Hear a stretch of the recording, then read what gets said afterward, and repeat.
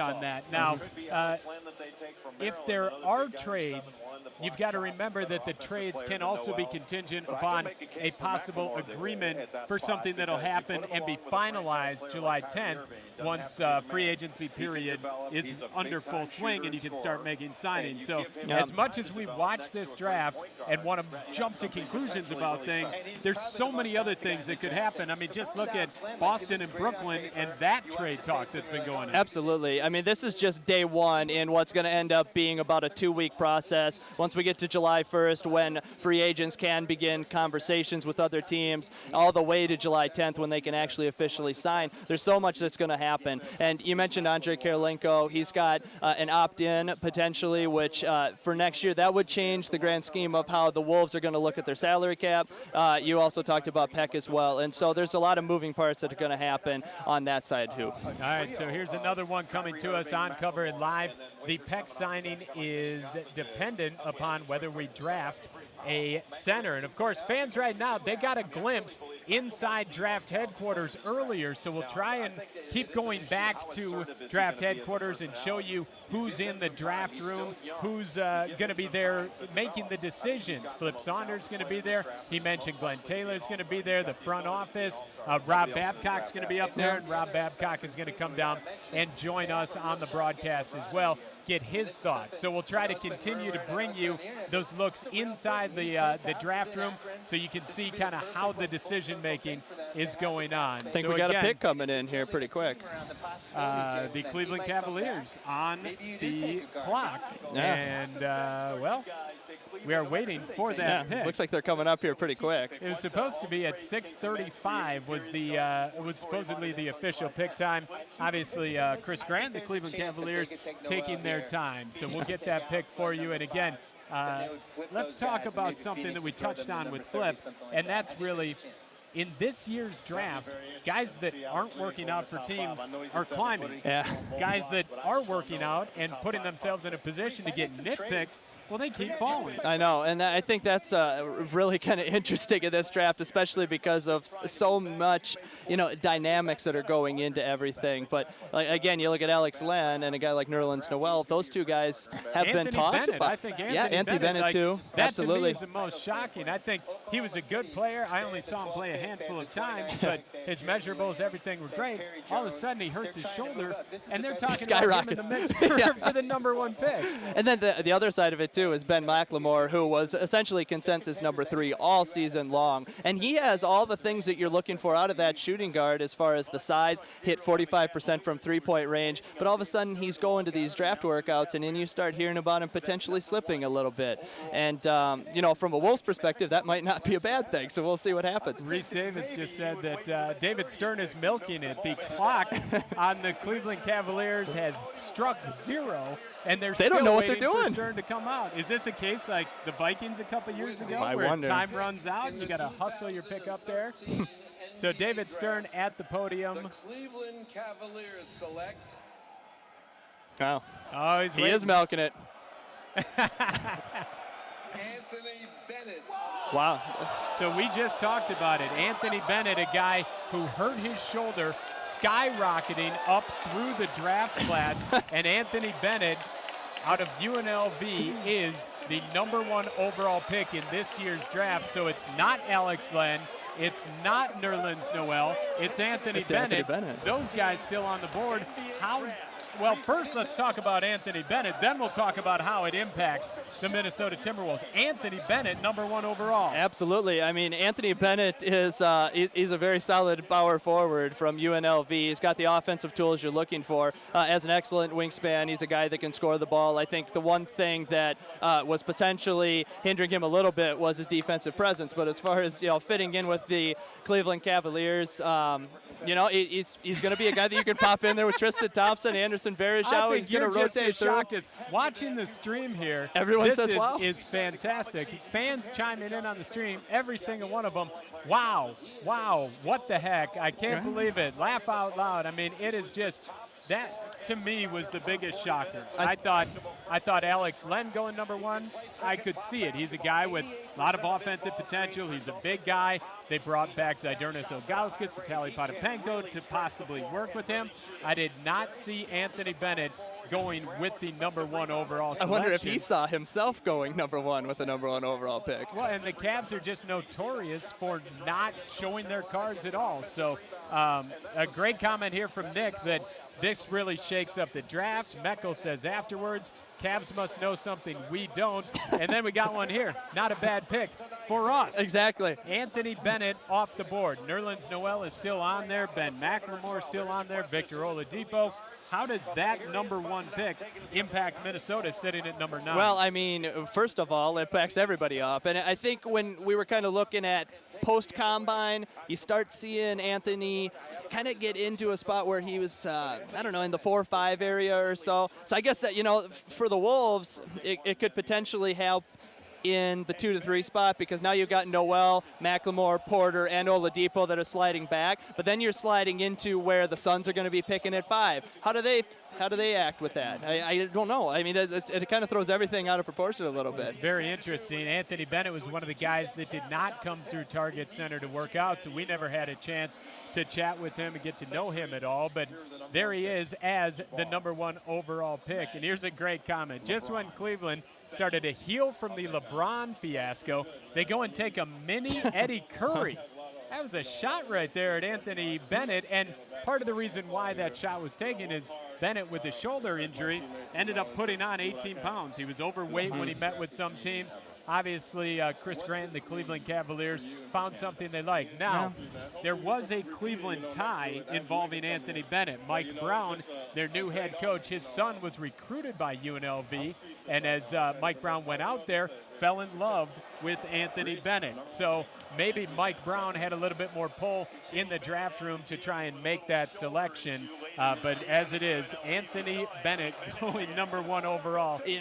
He's got a lot of tools as far as from the offensive game that he can do a lot of different things. That's a nice addition. I just didn't see it happening number 1. Absolutely. So Cleveland off the clock. They do still have another pick coming up. They've got the number 19 selection here in the first round if they decide to hang on to it. So right now with Cleveland off, we move to the number 2 pick, and the number 2 pick, the Orlando Magic. They've got only the number 2 pick in the first round. They do have the number 51 pick coming up in the second round. 20 and 62 last year were the Orlando Magic. That, of course, in the first year post Dwight Howard. He, of course, traded to the LA Lakers. They've got a very young group. Mo Harkless started to play very well for them towards the end of the season. Nikola Vucevic, a friend of Nikola Pekovic, he put on a very good season for them after coming over from Philadelphia, and Tobias Harris, who they picked up in the J.J. Redick deal. So they got 3 very young players there that had very good seasons. Jameer Nelson, Aaron Aflalo, who's been involved in trade talks for possibly Eric Bledsoe in the LA Clippers, Al Harrington, Glenn Davis, Hito Turkoglu's got an opt-out. So it's like they've got a real young group, and they've got a real old group with some bad contracts. Jameer Nelson has just 1 year left on his deal. With Nerlens Noel still on the board, do you jump on him and try and team him with Vucevic? I think that's a pretty solid option for you. You add that shot blocking, you add that defensive presence. But these guys do have relatively clean slate, especially with other guys. You talked about Jameer Nelson and his contract situation, and really kind of a bad contract, $8 million a year. So, do you look at someone who can lead you with a Trey Burke, for instance, as a point guard? Do you look at getting instant offense out of Ben McLemore? But gosh, Nerlens Noel's available, and he's a guy that can make an impact. And David Stern just stepped to the microphone, and we did get a great comment coming in from 2 Cents. He says he loves that pick. Mike Brown got to know Bennett, can coach him up on D. 2 Cents excited about it. So the shakeups continue. Here we go. Orlando takes Victor Oladipo with the number 2 overall selection. So Ben McLemore, Nerlens Noel, both are still on the board for the Minnesota Timberwolves, who sit at number 9 as guys continue to fall. Very, very interesting how this is shaken out. Tell me about Victor Oladipo. Fans in Big Ten countries certainly know a lot about him. Well, we know for one thing that a lot of Timberwolves fans have been in love in Victor Oladipo for about a month, if not more. Seeing him go through the draft workout, seeing his motor, I think that's kind of the big thing you get out of him. He's kind of a heady player. He's got a great motor. He plays defensively harder than almost anyone. He's going to give you that defensive presence on the perimeter. He's got good size, and this guy can jump out of the gym. I mean, he's going to be a good asset for this Orlando Magic team. That being said, when you look at him on the perimeter, his jump shot is going to have to be developed. He had a really nice junior year with Indiana where he did grow quite a bit in that category. And, we've seen him play in Big Ten country for the past season and really elevate his stock, and he's really elevated his stock over the last month. So good pick, good player. But yeah, Nerlens Noel still available. How about that? All right, so a couple of comments coming in here. Possible trade coming up with Orlando for Victor Oladipo. Another one, they trade Aflalo for Oladipo as well. Tell you what, we've got 2 selections in the books. Anthony Bennett off the board, Victor Oladipo off the board. We'll pause 30 seconds. When we come back, John Krasinski of the Associated Press tells us who he thinks Minnesota should take with the number 9 overall selection. It's coming up next right here on Timberwolves.com. Do you think everywhere you go, people are afraid of you? Hey, John. How are you doing?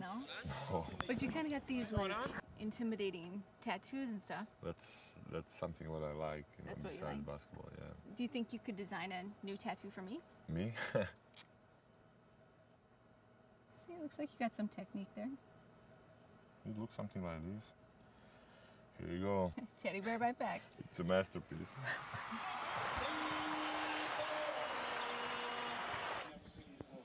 All right, back here at the Target Center, John Fogy alongside Mark Remy, and we're joined right now by John Krasinski of the Associated Press. John, great to see you. And you, of course, just fresh off a trip to the NBA Finals. You saw 7 games, Miami and San Antonio. It was, I believe, your first NBA Finals that you got to cover. Tell us a little bit about what that experience was like in watching those 2 teams battle for 7 straight games. Yeah, it was a lot of fun. I mean, you couldn't ask for a better series than that. I mean, we saw some blowouts in the middle games, but even those were pretty compelling. And then games 6 and 7 were classics. And so from a reporting standpoint, from a history standpoint, it was just it was a fantastic experience. What was it like in that media room with media members from all over the world as they congregate in, and you're going into that game 6 and you go into that overtime?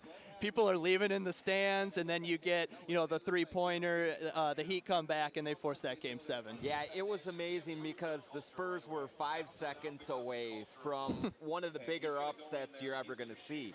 And you saw the heart that Tim Duncan put into that game, and Manu and Tony and everyone else, and then for it to go down like that, the wind was totally out of their sails, and everyone was shocked. And even the fans who were outside had left early and pounding on the door and saying, let us back in.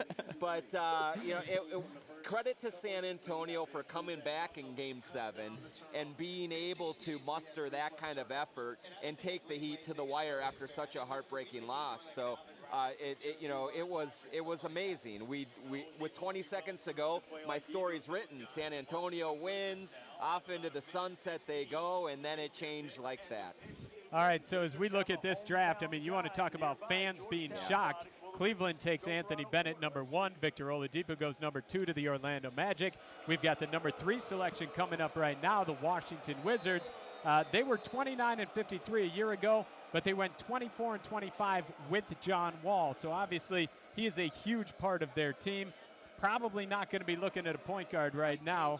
David Stern is at the podium. We'll get your reaction to this pick in just a moment. But right now, shocked at how the first 2 have fallen? Well, I think you heard a lot of rumblings that Oladipo was going to go to the Magic. I think that even though a lot of teams are trying to trade up to get him, it seemed like in the last hour before the draft, that really solidified that he was going to be there.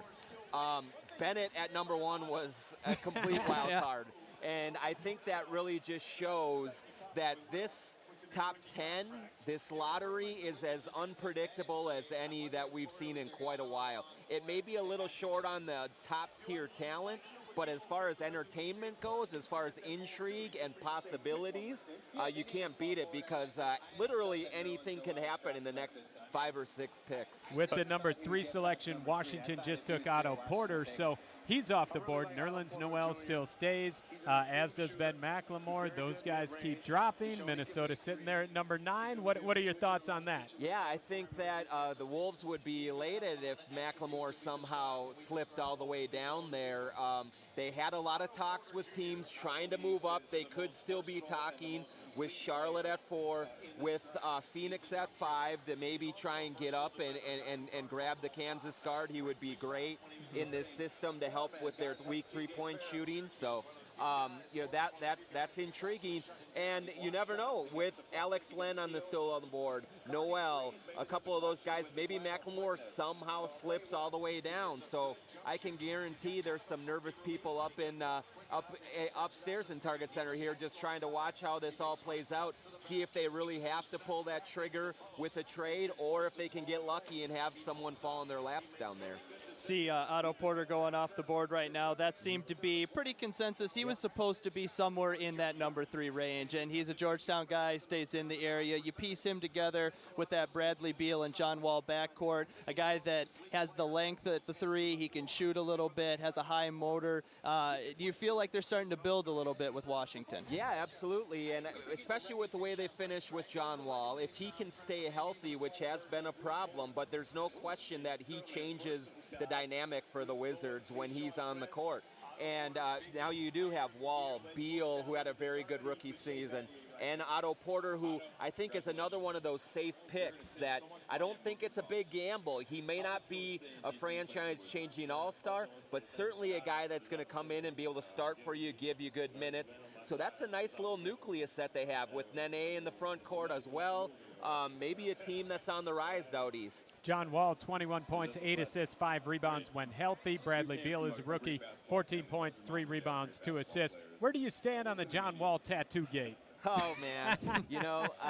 I have one, so I'm not going to hold that against him. I mean, we've seen guys like Kevin Durant, certainly Ricky Rubio, one of the great guys in the league, has a couple. So I think that's an easy cop-out, and I really don't think that it's a non-issue. Yeah, it's an absolute I think it's really non-issue. unfair to kind of use that to judge anybody.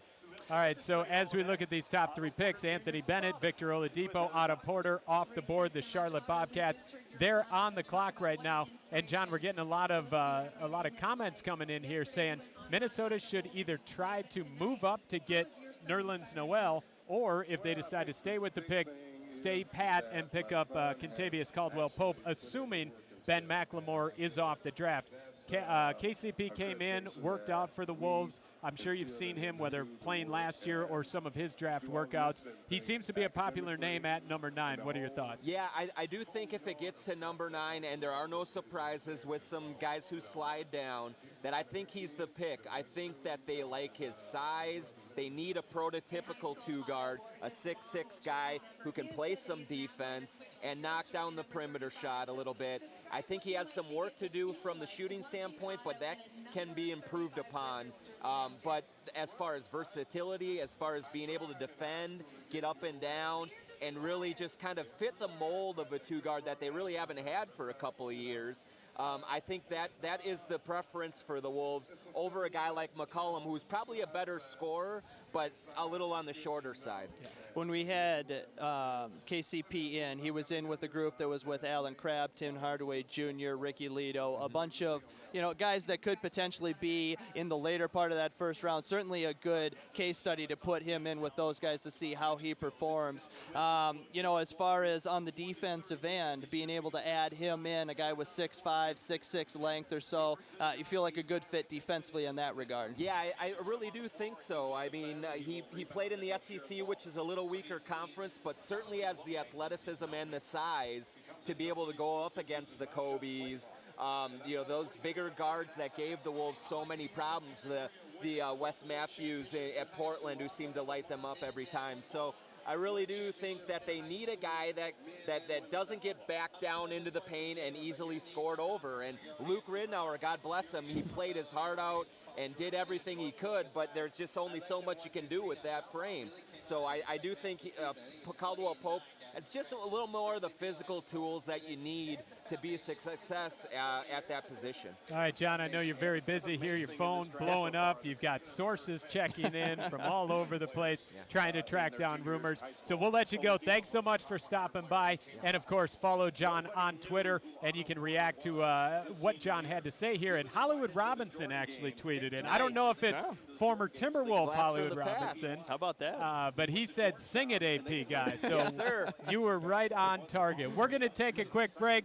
John Krasinski's going to head back to the media room and keep beating the bushes trying to scare up some scoops. So, John, thanks so much. And coming up, we're getting closer and closer to the Wolves with the number 9 overall pick. Charlotte's on the clock. We'll tell you who they selected next right here on Timberwolves.com. Is there anything that helps you see the court better or get somebody rack up some of these sets? You know who you're playing with. You know, if he can jump, if he likes going left, if he likes going right. No looks in between to know when to throw an alley-oop or No, it's just practice. ball handling skills, passing. We just practice a lot, you know. So we'll go to, what's that? I can read mine. I won't tell anyone. I know.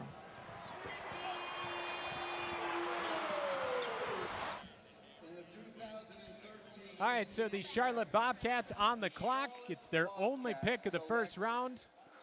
They have selected Cody Zeller out of Indiana. So the dominoes continue to fall, Mark. Yep.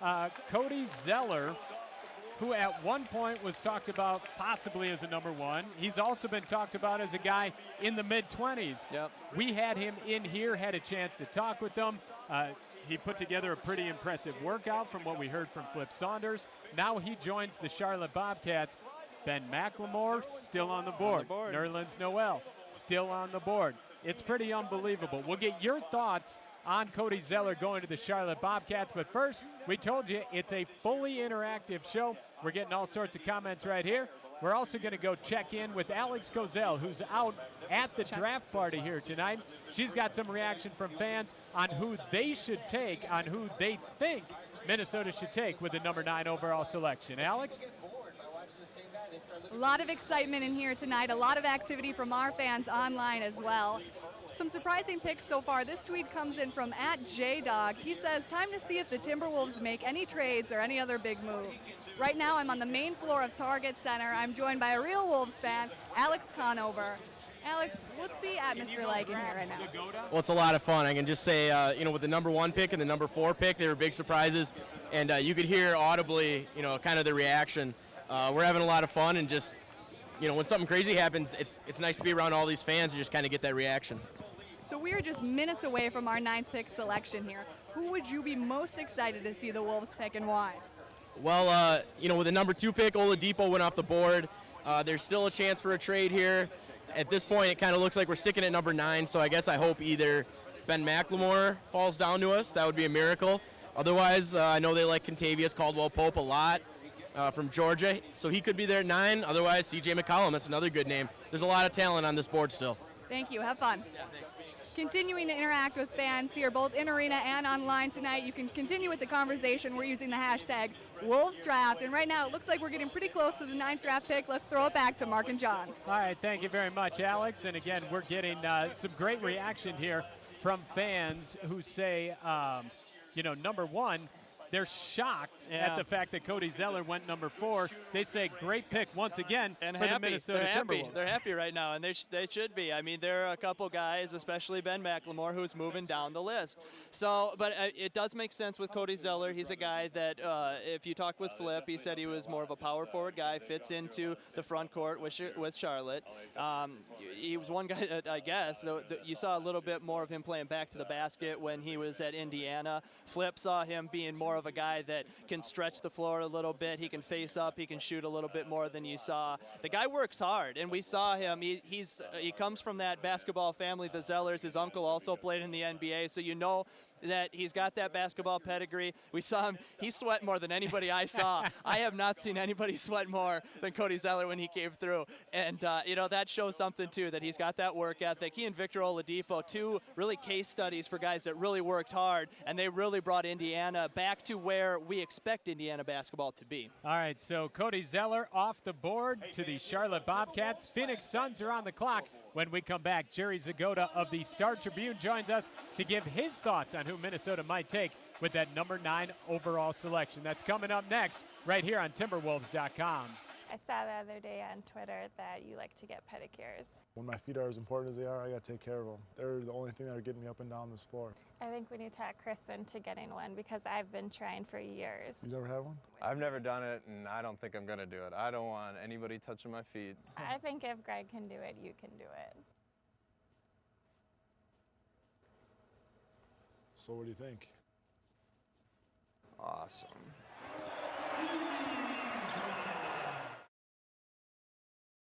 At center, John Folke, Mark Remy, and we're pleased to welcome in Jerry Zagoda of the Star Tribune, who joins us right now. And Jerry, we look at 4 picks in the books. There's some head scratchers there. Certainly Anthony Bennett going number 1, but with the Wolves sitting at that number 9 selection, a lot of guys that fill needs for them are still on the board. Yeah, well, they said this was going to be unpredictable, right?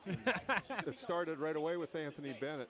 The thing is, so far right now, the only difference is there's only one guy, well, there is one guy who's moved up out of the top 8 that you didn't think might be there, which is Cody Zeller. Otherwise, if the top 8 just get reconfigured, it doesn't really impact the Wolves. But Zeller's pick at 4 does, so now who's going to drop down? If you're wishing and having your fingers crossed for Ben McLemore, I don't think so, but you never know. Tonight's been weird. If you take a look at some of the guys that would possibly be available, and we'll say that McLemore is going to be off the board by 9. You look at C.J. McCollum and you look at Kentavious Caldwell-Pope, 2 guys that have come in, have worked with these guys here with the Timberwolves. What's your gauge on who you think might be the better fit out of the 2? Well, they came in looking for a shooting guard, and if the top 2, Oladipo and McLemore, aren't there, it's Caldwell-Pope, I think. I don't think there's any question. Bigger, just feels, Flip used the term multi-purpose. And they want to get a guy who's, not Luke Ridnour part 2. They need to get a guy who, Caldwell-Pope stands 6'5" and a half in his sneakers and plays defense. He's not perfect. He doesn't have a great handle for a shooting guard. Probably doesn't get to the rim and finish as much as he like. Not a great mid-range game, but he'll play defense and he can shoot the 3. Now, with these guys coming off the board, the Anthony Bennetts and so on, with Minnesota sitting there at number 9, do you see a chance to move up? Maybe package a deal for Oladipo with Orlando. Was that pick taken for Orlando? Was it taken for someone else? Are you hearing any trade talk at all? Because we haven't seen any yet. Well, I think Orlando picked for themselves. I don't think there's a deal there. Now, the question is McLemore available at 6'7"? Can they get on the phone? Have they been on the phone with New Orleans and Sacramento? And is there anything there?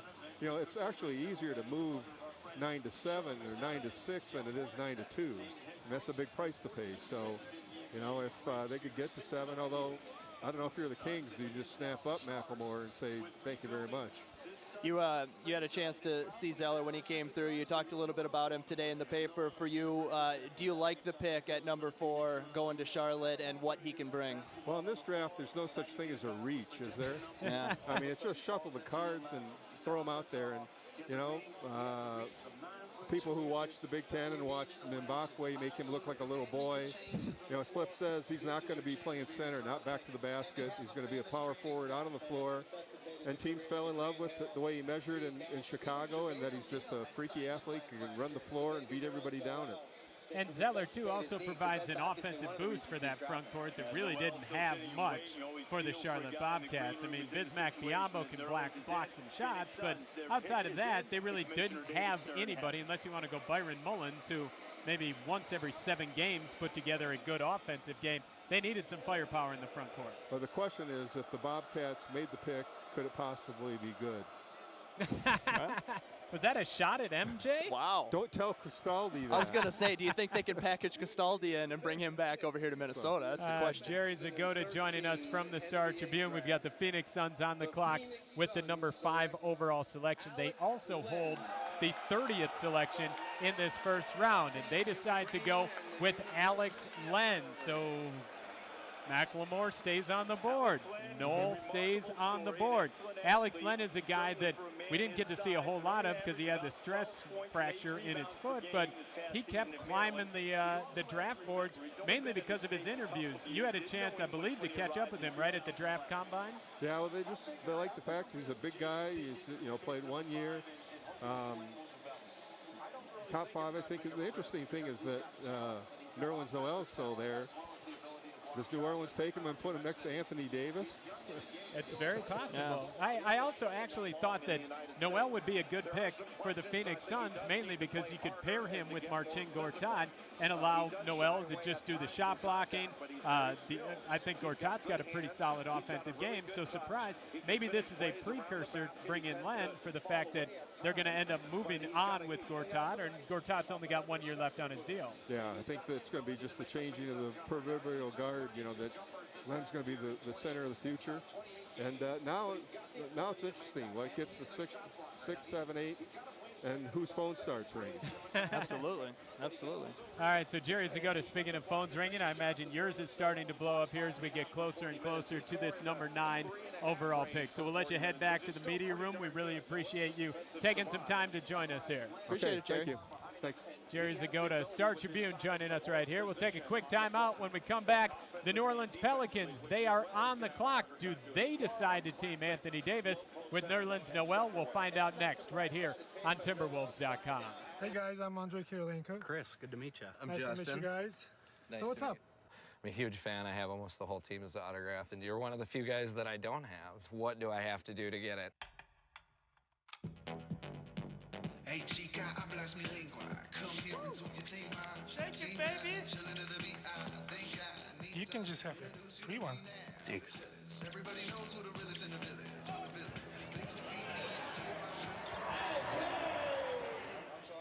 Back here at the Target Center, John Folke, Mark Remy alongside you. Fully interactive draft show. We encourage you to post your questions and comments on the right side of your screen. It has been an interesting draft up to this point, to say the least, and we're getting some great comments in here. Odd Dub says Noel is not dropping to number 9. Let's see here. Noel will be there at number 9, says another one. We've got a lot of fans chiming in as Nerlens Noel, who at one point, shouldn't say at one point, for much of the season was the consensus number 1 overall pick. He has dropped all the way down and is still on the board as we sit at number 6 with the New Orleans Pelicans. So it's been a very interesting night up to this point. To say the least. What's your thoughts on what we heard from Jerry Zagota, what we heard from John Krasinski, in how this is unfolding and how it impacts Minnesota? Well, I think it just emphasizes the fact that really no one knows what's going to happen tonight. These guys are plugged in. They have sources. They know as much as anyone. And right now we're having trouble exactly deciphering what everything's going to look like once we're done with tonight. Noel being on the board yet is interesting. I would imagine he'll be on the board at 7 because they got Anthony Davis sitting there at the Pelicans right now. So I have a feeling that we're probably going to see him drop at least to 7, which means who do they take at 6? For me, you got Macklemore yet. Maybe he'll fall. I've always liked the idea of potentially taking a guy like Trey Burke going in there to the Pelicans, and I think at least if you're looking on the internet a little bit, that the Pelicans have some interest in Trey Burke, a guy that can really run the floor, and just an all-around nice point guard for Michigan. So that's an option right there. So I don't know. I imagine we're going to see them go to the backcourt. Let's talk about Noel real quick, because we don't think, neither of us think the New Orleans Pelicans are going to take him unless they're taking him to trade him. Yep.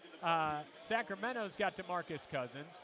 Could they pair Noel with Cousins? I suppose it's possible. The Detroit Pistons with Greg Monroe and Andre Drummond, their front court is set. You don't see them taking it.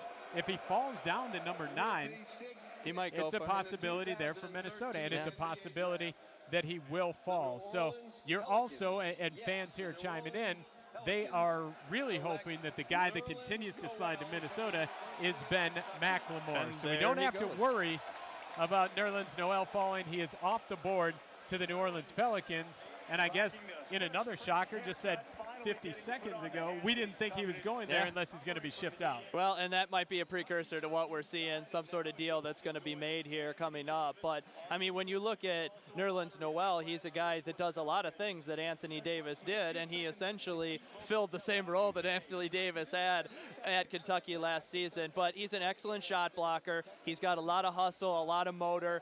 His offensive side's going to need a little bit of work going into the NBA game.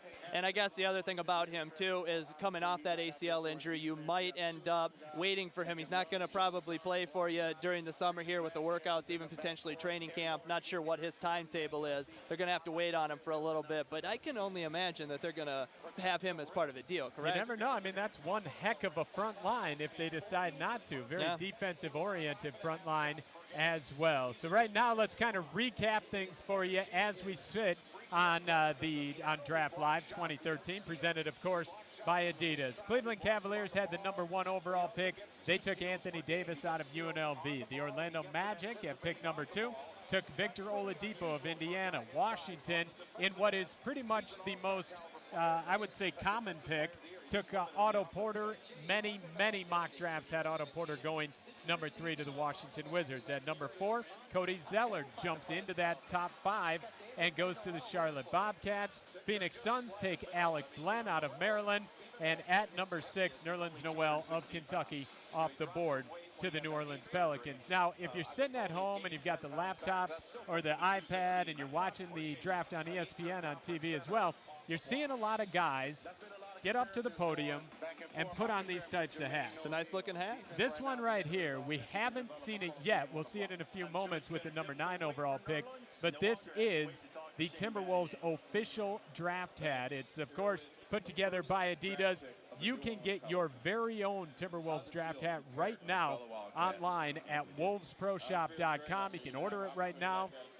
Have it very shortly to celebrate the draft, or if you can't wait that long, come on down to Target Center tomorrow and pick one up at the Timberwolves Pro Shop, which is located in the Skyway level here at the Target Center. So very soon, we're going to see someone holding up that hat. Who it's going to be, there's still some great names on the board here for Minnesota. There absolutely are, and I guess the most encouraging thing for Minnesota fans at this point, if you're looking at that perimeter shooting, that perimeter play, is that there are 3 picks until Minnesota, and basically 3 of the 4 guys that they were potentially looking at in that role are still on the board. And so you would think that unless they're going in some other direction or have something brewing, that they're probably going to end up with one of the guys they were looking at. All right, so we're at the #7 pick. It's the Sacramento Kings. They've got the 7th pick here in the first round. They've also got #36 in the second round. Last year, 28-54. Questions surrounding whether that franchise was moving to Seattle, whether it was going to stay there, what was going to happen to Keith Smart once the ownership changed hands. Well, what they ended up doing was letting Keith Smart go at the end of the season. They bring in Mike Malone, who was an assistant with the Golden State Warriors. He was Mark Jackson's, basically his defensive guru, guy that took care of all the defensive schemes and everything else.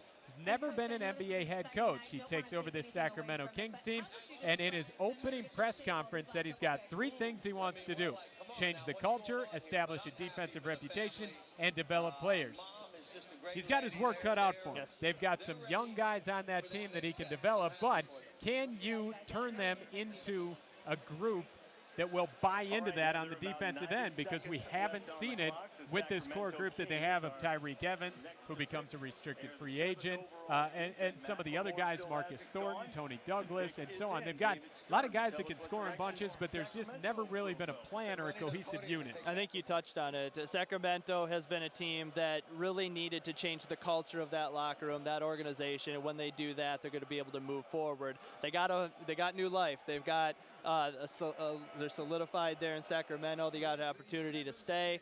And so now we'll see where they go with this pick to see where they go. David Stern at the podium. The Sacramento Kings staying in Sacramento, and they take Ben McLemore out of Kansas, excuse me. So McLemore is off the board. That, of course, was a guy that Wolves fans were hoping would continue to slide down and end up in Minnesota's lap. But this is an interesting pick for Sacramento because you really are left in a conundrum now as to what do you do with a guy like Tyreek Evans. They tried him at the point guard his rookie season. That didn't work out so well, so they moved him to the shooting guard. That didn't work out so well. Tried to play him at 3, move him back to the point guard. They tried to turn him into a defensive specialist. Things have not worked out for Tyreek Evans there. Now they're talking about maybe moving him back to point guard again. But now your shooting guard is solidified. You've got Ben McLemore. You've got Marcus Thornton, a couple of guys that can really shoot the ball. But it really Tyreek Evans, to me, seems like the odd man out in this. At least they have some options on the wing, on the perimeter, and if they need to move around, it depends on what kind of system they're going to end up working with. A lot of times, you see it here in Minnesota, the 2 and the 3 sometimes can be very interchangeable, offensively at least. It depends on how you work on the defensive end. But, you know, it's good to have options. It's good to have shooters. But we talked about it a little bit on 5-on-5 this year, just about Tyreek and the transition he's had over the course of his career and just not really finding that role, and I guess, yeah, it adds just a little bit more of a logjam on the wing. Well, and they've also been in talks to trade Jimmer Fredette. They do want to get another point guard in there, Isaiah Thomas, who was a second-round pick. I believe he was the last overall pick in the draft a couple of years ago. He actually has put together a pretty good career up to this point, but he's undersized, and they're trying to get another point guard in there with some size. I mean, that backcourt of him and Jimmer, extremely undersized. So they'll continue, their roster, I imagine, will continue to be in flux. So more and more fans chiming in, and they say, actually, this is kind of interesting. Kings just got themselves another Thomas Robinson situation. They, of course, had the number 4 overall selection a year ago, took Thomas Robinson. That didn't work out a couple of months into the season, shipped him out to Houston and got Patrick Patterson back in that deal. Now they've got Ben McLemore. We'll see how it turns out. And we're starting to see fans saying trade Burke, KCP. There's a lot of C.J. McCollum still on the board for the Wolves, but up next it is the Detroit Pistons. So we've got one more selection before Minnesota is on the board with that number 9 overall pick. The Pistons most likely not going to go with the front court guy. We mentioned Greg Monroe and we mentioned Andre Drummond. That group seems to be set. They've got some issues really at shooting guard. They've got some issues in the backcourt.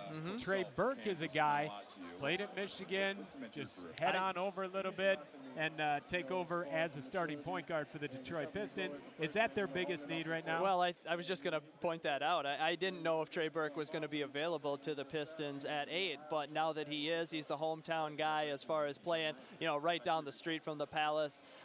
He's a guy that can really command an offense, and you saw that he's got the big game experience. He really brought Michigan up into an echelon that they haven't been to in 20 years, was a big part of that, getting to the championship game. I don't know. I think that could be a possibly good pick for them. But like you said, I think you're going to probably see them look back in their backcourt. They do have Brandon Knight, Rodney Stuckey, different groups of guys that kind of rotate around, but I certainly think they could add a little depth there. All right, so this Pistons team, 29-53. A year ago, they're now on to their 5th head coach in the last 7 years. They fired Lawrence Frank after 2 seasons. They bring in Mo Cheeks. Mo Cheeks was an assistant with the Oklahoma City Thunder the last few years. He's also been a head coach with Philadelphia and with the Portland Trail Blazers. We talked about their front court. Greg Monroe, Andre Drummond, don't forget Kyle Singler, and Jonas Jerebko. Monroe, one of 3 players in the league to average 16 points, 9 rebounds, and 3 assists. The other 2, pretty darn good players in David Lee and Al Horford. And Monroe, of course, had a triple-double as well. They scored a ton of points in the paint, but again, they've got to shore up that backcourt. So if they do decide to go with a guy like Trey Burke, then that still leaves KCP, Kentavious Caldwell-Pope, on the board for Wolves fans, and that is who Wolves fans are really, really excited about, is picking up Kentavious Caldwell-Pope. Yeah, if they end up going with a guy like Trey Burke, there's also Michael Carter-Williams is still on the board from Syracuse, another point guard that was projected potentially in the top 10. And so there are a couple options that they have there. And I guess if you're looking at being at 9 with potentially McCollum and KCP on the board, it's about the best case scenario that you could have thought of going into this draft, because no one expected to have McLemore go as late as he did, and as we saw, Oladipo went really early as well. So we'll see what Minnesota does. It's the Detroit Pistons on the clock right now. Let's take a 30-second timeout. When we come back, we'll tell you who Detroit took and get you ready for that number 9 overall selection. Wolves have it. It's coming up next right here on Timberwolves.com. Do you think everywhere you go, people are afraid of you? Back home, they're not afraid. No? No. But you kind of got these, like, intimidating tattoos and stuff. That's something what I like, That's what you besides like. basketball, yeah. Do you think you could design a new tattoo for me? Me? See, it looks like you got some technique there. It looks something like this. Here you go. Teddy bear right back. It's a masterpiece. Well, things are getting interesting here at the Timberwolves draft party at the Target Center. Anthony Bennett went number 1 overall to the Cleveland Cavaliers. We just saw Nerlens Noel go to the New Orleans Pelicans at number 6. He fell all the way from number 1 down to number 6. And now we're seeing rumors that possibly Noel traded to Philadelphia in exchange for Drew Holiday and a first-round protected pick in next year's draft. So we knew this was going to be a wild draft. I think it's exceeding all expectations if this trade does end up holding up. All of a sudden, they've got Drew Holiday sitting with them, and that's a pretty darn good selection. Drew Holiday, and then you've got Gravis Vasquez behind him. You can bring along Austin Rivers. Maybe Austin Rivers becomes expendable at that point. Yeah. You've still got Eric Gordon. I mean, that changes a lot of things for the Pelicans. It helps a lot. And you mentioned a couple guys. Austin Rivers a little underwhelming in his rookie season, and so you obviously there are some guys that takes a little bit of time to adjust to the league. We'll see where he ends up going. But Eric Gordon is another guy, certainly one of those guys at shooting guard that can be a nice key for them. It's just a matter of keeping him bought in and happy down in New Orleans as well. All right, so still to come, we've got the number 9 overall selection. The Minnesota Timberwolves, of course, hold that. They've also got the number 26 pick coming up later in the first round. Still to come on Wolves Draft Live 2013, presented by Adidas. Alan Horton, radio voice for the Minnesota Timberwolves, will join us on the other side of the Wolves pick. He'll give his thoughts on Minnesota's selection at number 9. We'll also check in with Dave Benz, television voice for the Minnesota Timberwolves. We'll hear from him probably closer to the 26th pick, his thoughts on the number 9 selection, what Minnesota should do at 26. And, of course, Super Stats. Super Dave Handelin will be joining us as well. He is our stats guy on the radio side of things, and we're excited to have Talk Super about Dave help us. action-packed. I mean, can you imagine a better show than what we've got going on? We've got a the lot. night? We've got a lot Holy coming cow. up.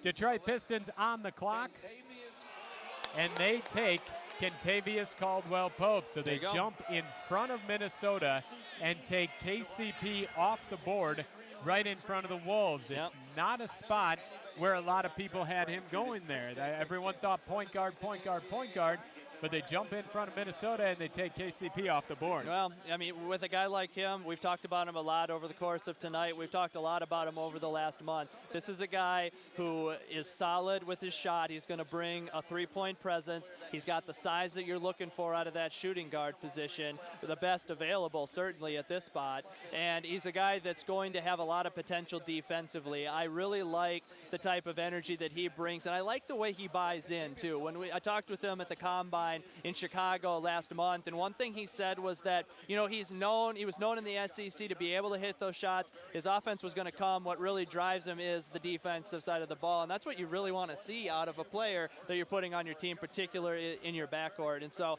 I think they're getting a pretty solid player out of this one. All right, so Kentavious Caldwell-Pope is off the board. He goes to the Detroit Pistons with the number 8 selection. An interesting reaction coming in from our fans here on Cover It Live. Some are excited, some are upset. They really, a lot of fans really wanted KCP in a Timberwolves uniform. Now a couple of names that are still out there for Minnesota. You've got C.J. McCollum, a guy that a little bit undersized. He's a combo guard. He can shoot the heck out of the ball, of course, coming out of Lehigh. You've also got Shabazz Muhammad, UCLA. He was a guy who had a very good workout for the Wolves. Flip Saunders complimentary of him afterwards. But Shabazz is a guy that at one point was talked about a top 5 pick. He has slid, and really in the past week or so has been all over the draft board. Those are the shooting guards that are kind of on Minnesota's radar right now. There's also some big guys left if they decide to go that route and go after a rim protector, which is something that Flip has touched on as well. This is what he talked about, Flip, when he talked about the one-on-one with you yesterday. He said that you have to weigh talent versus need, and this is probably going to be the situation where you see that come into play. You got C.J. McCollum, a guy that can shoot very well, high IQ. I think he's a guy that you like to have in your locker room, but he is 6'3", and so does he fit exactly the need that you were looking out of your shooting guard, or do you want to go into a situation where maybe there's someone that is in his equal range, best available, and that's where the bigs might come in. A couple guys that have been floated around in this early area of the, well, I suppose late lottery, but the first half of the first round for sure. Kelly Olynyk, he's going to be more of an offensive guy, the Gonzaga center, 7-footer. You're also going to see potentially Steven Adams from Pittsburgh. He's a guy that might come up here relatively soon as well, and he's going to be a little bit more of the defensive side, more of the rim protector that we've heard Flip talk about wanting to get going into next season. It's just a matter of if you want to use that number 9 pick on it. Prior to this, or the 8th pick, I would assume that we weren't going to see that happen. Now there's a chance that you might see it, and so they're obviously working pretty hard right now deciding which way they want to go. Fans really seem to be split on this one. Some for CJ, some for Shabazz. We're even getting some reaction here that fans want to take Trey Burke, which is interesting because that's one of the areas. Actually, that's the only area. That's the only area you don't really need at this point. I mean, Trey Burke might be the best available right now as far as athletic talent and what he can bring to a team. But this is a Minnesota franchise that has, you know, their franchise cornerstone point guard. They've got 2 backup point guards that are really serviceable, and then you've got 2 to 3 combo guards sitting down the way. They've got a lot of guys that can handle the ball. You're looking for someone that can make an impact, probably at the 2 to the 3, or if you go to the big man area. It's been an interesting draft, certainly since that number 1 overall pick, Anthony Bennett of UNLV, taken to the Cleveland Cavaliers. Nerlens Noel, who was thought to be the number 1 overall pick for much of this year, falls down to 6. Rumor has it he has been shipped off to Philadelphia in exchange for Drew Holiday, who was an all-star this year, and a future first-round pick. So things are all over the board. Minnesota's certainly got some decisions to be made. Also start seeing Tim Hardaway Jr.'s name popping up. Well, seems a little early for Hardaway Jr. A lot of the mock drafts had him going in that 25 to 30 range. I was going to point out, John, that there are a lot of guys in that cloud of shooting guards that are going to still be available at 26 if they decided to change it up a little bit and go that route. Tim Hardaway Jr., Glenn Rice Jr., Ricky Lito. There's a collection of guys that Alan Crabb's another one from California. There's a collection of guys that could be available later if they decide to do that. But don't forget either that there are a lot of things going on behind the scenes right now. We may not see the person that gets picked right now. We might not see them in a Timberwolves uniform either. All right, so the fans down here at Target Center on the edge of their seat, everyone staring at the big screen behind us, waiting to see who David Stern announces for the Minnesota Timberwolves with the number 9 overall pick. A year ago, Wolves went 31-51. After the season, David Kahn not retained as president of basketball operations. Flip Saunders takes over, and here comes Flip Saunders' first pick as president of basketball operations for the Minnesota Timberwolves. With the number 9 overall selection, David Stern is at the podium, and we'll see who will be wearing a Timberwolves uniform in seconds. The Minnesota Timberwolves select Trey Burke. They select Trey Burke. So interestingly enough, Trey Burke, a point guard, was the one area that Flip said we're probably not going to be targeting. Going back to what Flip told us yesterday in the one-on-one interview, he said sometimes you got to look at talent over need. Trey Burke certainly best available at that spot right now at number 9. I don't know that Trey Burke will end up in a Timberwolves uniform. I suppose, you know, a lot of things have to happen for that, but Trey Burke certainly carried National Player of the Year at Michigan, carried that Michigan team to the NCAA championship game. He is a very solid point guard. What are your thoughts on Burke? No question, he was the best player available at that point in time. I think you nailed it. I think you're probably going to see a move here at some point. It might be a little later night than we expected here tonight at Target Center, and that's just fine. I think when you look at Trey Burke, that gives you a nice piece. It gives you a nice trade asset, or if they decided to hold on to him, certainly a great asset to have.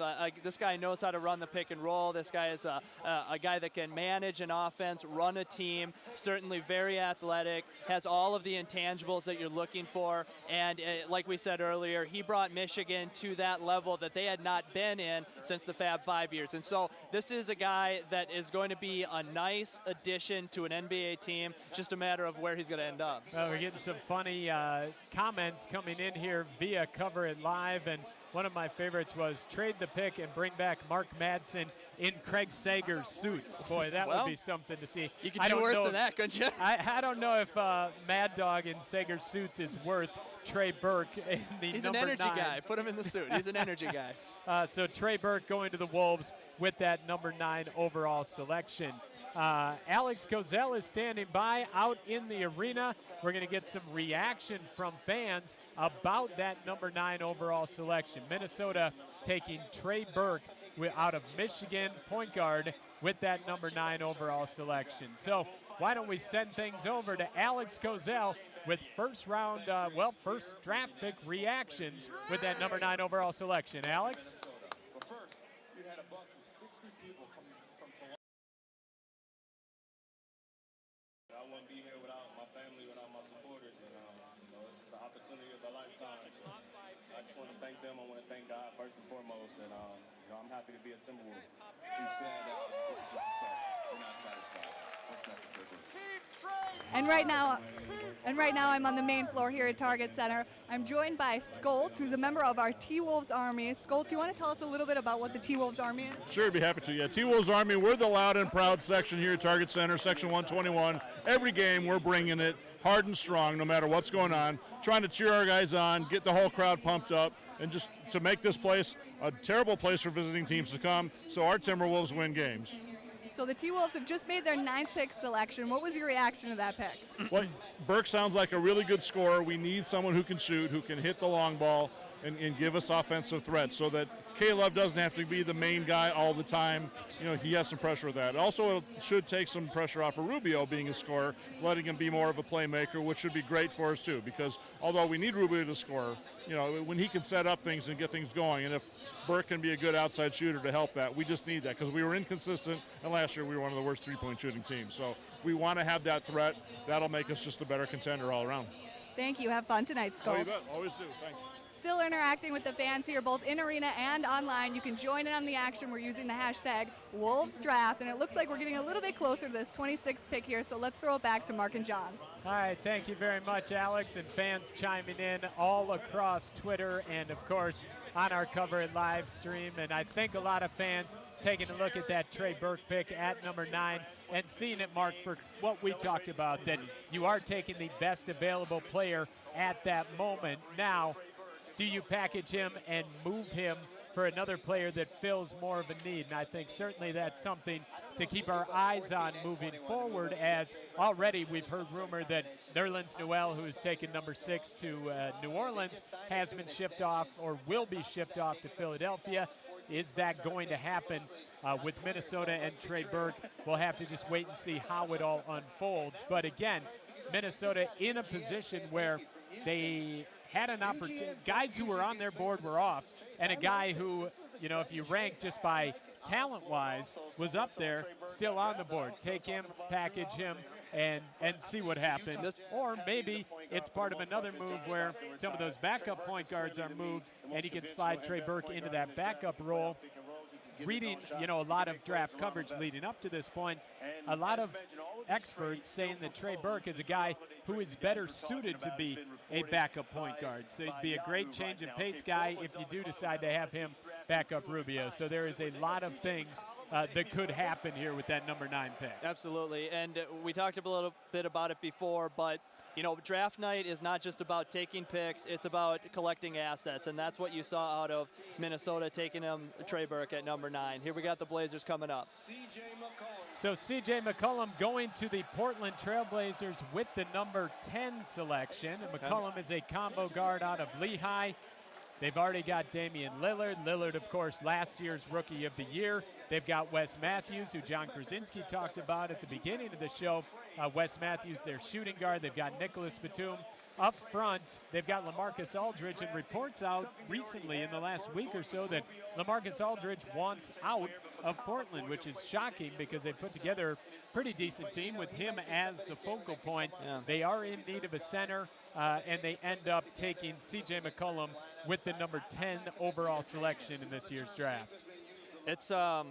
It's going to be a nice piece for the Portland Trailblazers, like you mentioned. They've got Damian Lillard already. If you talk to C.J. McCollum, he actually references Damian Lillard as a guy that he looks at himself as being comparable at the NBA level. And if he pans out like Damian Lillard, that's certainly not a bad thing for whatever NBA team, if they have them playing together or whatever they might do with them. And that's the interesting part about Portland is late in the year, they made a trade with Oklahoma City, and they brought in Eric Maynor, and they brought him in to back up Damian Lillard. And the two of them, towards the end of the season, started playing together. Both of them obviously can handle the ball. Lillard's a very good shooter. C.J. McCollum, from what we hear, is a very good shooter as well. In fact, you had a chance to catch up with C.J. McCollum. So why don't we take a look and hear from C.J. McCollum, who came through the Minnesota Timberwolves, worked out for the Wolves a couple of weeks back, and now is off the board as he's taken with the number 10 overall selection with the Portland Trailblazers. Mark Remy catching up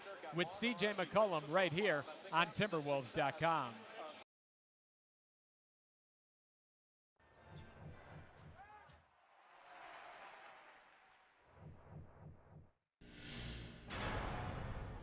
Welcome to Timberwolves.com. Mark Remy here with Lehigh C.J. McCollum. C.J., welcome to Minnesota. Here you had a chance to work out with the Timberwolves. How do you think that this one individual workout went for you today? I thought it went extremely well. I shot the ball extremely well, knocking down shots off the dribble, knocking down shots off screens, and then you guys kind of got to see the end of it, transition stuff. So I think overall it's a good workout, but I think it's more about them getting to know me as a person, the dinners, the lunches, and the car rides, kind of getting to talk through, my childhood, my high school career, and my collegiate career.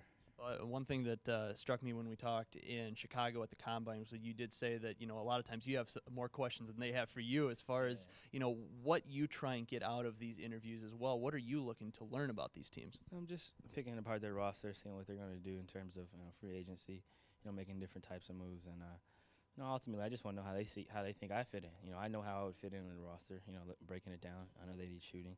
They need a guy that can make shots but also defend at a high level. So kind of picking their brains apart a little bit, seeing how they feel like I can fit in with Ricky Rubio and the rest of the guys. Did you learn anything about the Timberwolves, aside from some of their needs, about this particular unit that you possibly could join? Yeah, I learned a lot about it. I know a lot about Kevin Love. He's also a member of Excel, so I got to talk to him a little bit back in New York. But I know he's a great player. He's an all-star. One of those guys that inside he's a killer, outside he's knocking down threes. And you got Nikola Pekovic, you got Ricky Rubio, you got Luke Rittenauer, you got Derek Williams. They have a strong roster. I just say that they need one more guy that can come in and knock down shots and kind of help Ricky distribute the ball as well. So I feel like I'm that guy. There's a lot of very good players in this draft, but I don't think there's a lot of players, as mature as me and as ready as me to come in and contribute, on and off the court. How about physically, as far as coming through and going through 7 workouts already before you come to Minnesota? You kind of run the gauntlet a little bit. Coming off of that broken foot, how are you feeling physically, and how is the foot feeling? Oh, I feel great. I had a little break after the 6th workout. I went out to LA and trained. Turned up the conditioning a little bit. I seen some things I need to work on coming away from different workouts. Making sure that at the end of the workout I'm still able to knock down shots, still able to kind of explode off the dribble, and I think I showed that today. And I feel great. I had a little layover. I broke my foot in January, so I was training upper body, core, cardio, making sure I looked the part, because I could always play the part, but the next step was for me was kind of fitting in and blending in, in terms of physical stature. And I think the injury was a blessing for me. I was able to kind of build my body, critique my shot a little bit, and I think it's paying dividends in these workouts. So when we saw you at Lehigh, we know you can score and we know you can shoot the three-pointer. As far as other parts of your game that you can immediately impact an NBA team, what are you looking to see? I think I'm a heady player. I have a lot of intangibles, a high IQ. I know how to play off of other guys. I know how to play off star players. I know how to play off point guards. Doing that a lot in college, and I know how to make decisions like a point guard. So, I feel like I have a good variety of craftiness in terms of finishing the lane with floaters, different pop shots like that. And also, I think I'm undervalued rebounder. I'm really good at getting in there and mixing it up. Career 6.5 rebounds a game in college, which is a lot for a guard. So have you thought about what it might be like to play alongside Ricky Rubio? It would be great. He's a tremendous point guard. He's got some of the best court vision I've ever seen. He's the type of guy that gets the crowd going into it, but he's just so unselfish. At the same time, he's about 6'4", so he can defend bigger guards. He's got quick hands in terms of getting steals and getting into passing lanes. It'd be dream to play for any team in the NBA, and I know this team has a lot of talent, and I just look forward to seeing what happens on June 27th. So if you did end up joining this team playing alongside Rubio, you talked about defending bigger guards. How do you feel about being able to jump in and possibly guard 2 guards in this league? I feel like I can guard any position that's necessary in this league. You know, there's tough covers everywhere. It's not about stopping guys. It's about making it tough on them. You know, making them shoot tough shots. You know, you look at the 2 guards in the NBA and the point guards. It's the most dominant position. You know, you got the Kobe's, you got the J.R. Smiths, and those type of players. So it's a wide variety of guys that are just very tough to guard. You know, your job is to stay in front of them and make it hard on them. But at the end of the day, you know, I'm a basketball player, and I'm willing to do whatever it takes to get on the court. So you're heading to Detroit after this. As far as between now and June 27th, where else will you be? I'm heading back to New York. I got my invitation to the draft, so I'll be there at the Barclays Center. So I look forward to bringing in the draft with my family and some close friends and a lot of Lehigh alums. There you go. Best of luck to you. Thank you. I appreciate it. That's Lehigh CJ McCollum right here on Timberwolves.com.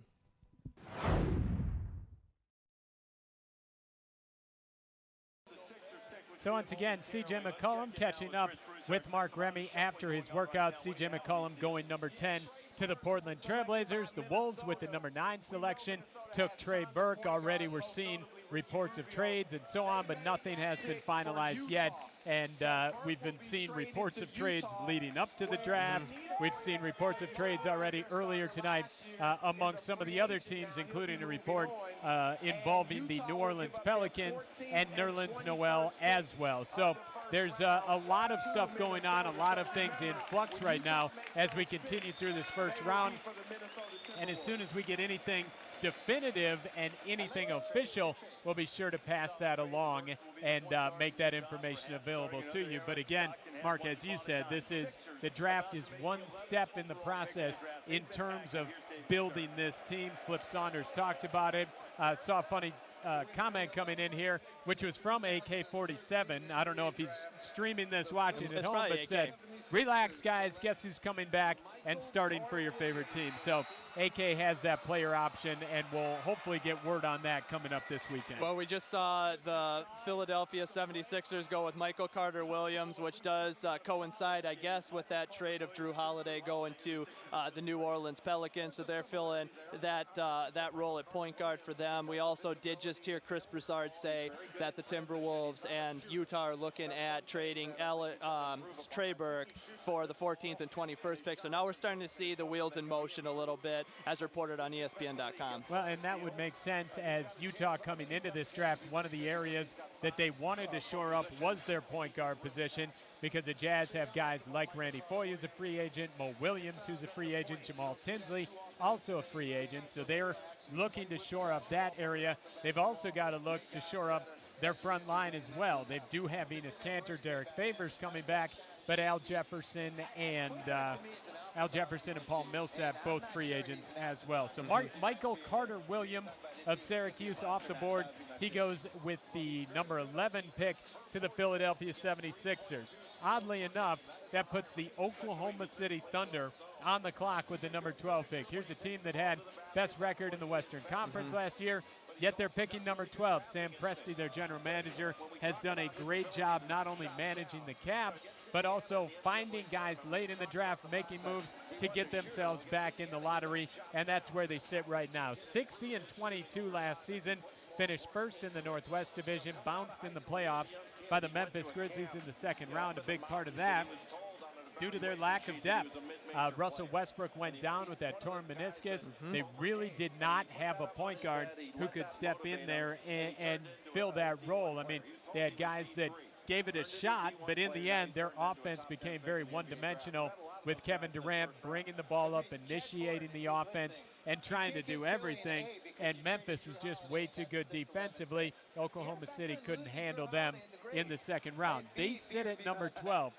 They talk about adding some depth into their front court, adding some depth into their back court. The top 2 point guards in the draft off the board with Michael Carter-Williams and Trey Burke already being selected. What do you think Oklahoma City's thinking right here? Well, I think you kind of nailed it in terms of if they want to go with someone who can back up Russell Westbrook at point guard, that's an option. You can also look and see that, Kevin Martin is kind of that backup shooting guard, and he's going to be a free agent. And so do you try and fill a role in that regard, someone that can shoot and fill a need on the wing there? The other option that I guess that they could look at is, I know you got Serge Ibaka, but it always helps to have rim protectors, having another guy that can jump in there.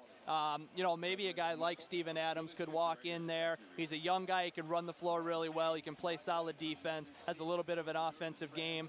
They have options, and like you said, I mean, this is a model franchise for what you want to have, building a team. They've done it over the last 6 to 7 years, and they've gotten themselves in a position where you win 60 games a year. You have an opportunity to go to the NBA Finals every year, and right now they've also traded it into an asset that is in the lottery this season. So it's all about moving parts, and it's all about putting yourself in the best position to get better and move on, even when you are winning 60 games a season. So the Oklahoma City Thunder, they are on the clock right now. They've not only got this pick, number 12, they've also got number 29 coming up later in the first round, and a number 32 overall pick in the second round as well. This year, Minnesota taking a point guard with the number 9 selection. They took Trey Burke out of Michigan. A couple of years ago, they drafted a point guard as well. It was Ricky Rubio out of Spain. Right now, we're going to take a look back at draft night through the eyes of Ricky Rubio right here on Timberwolves.com.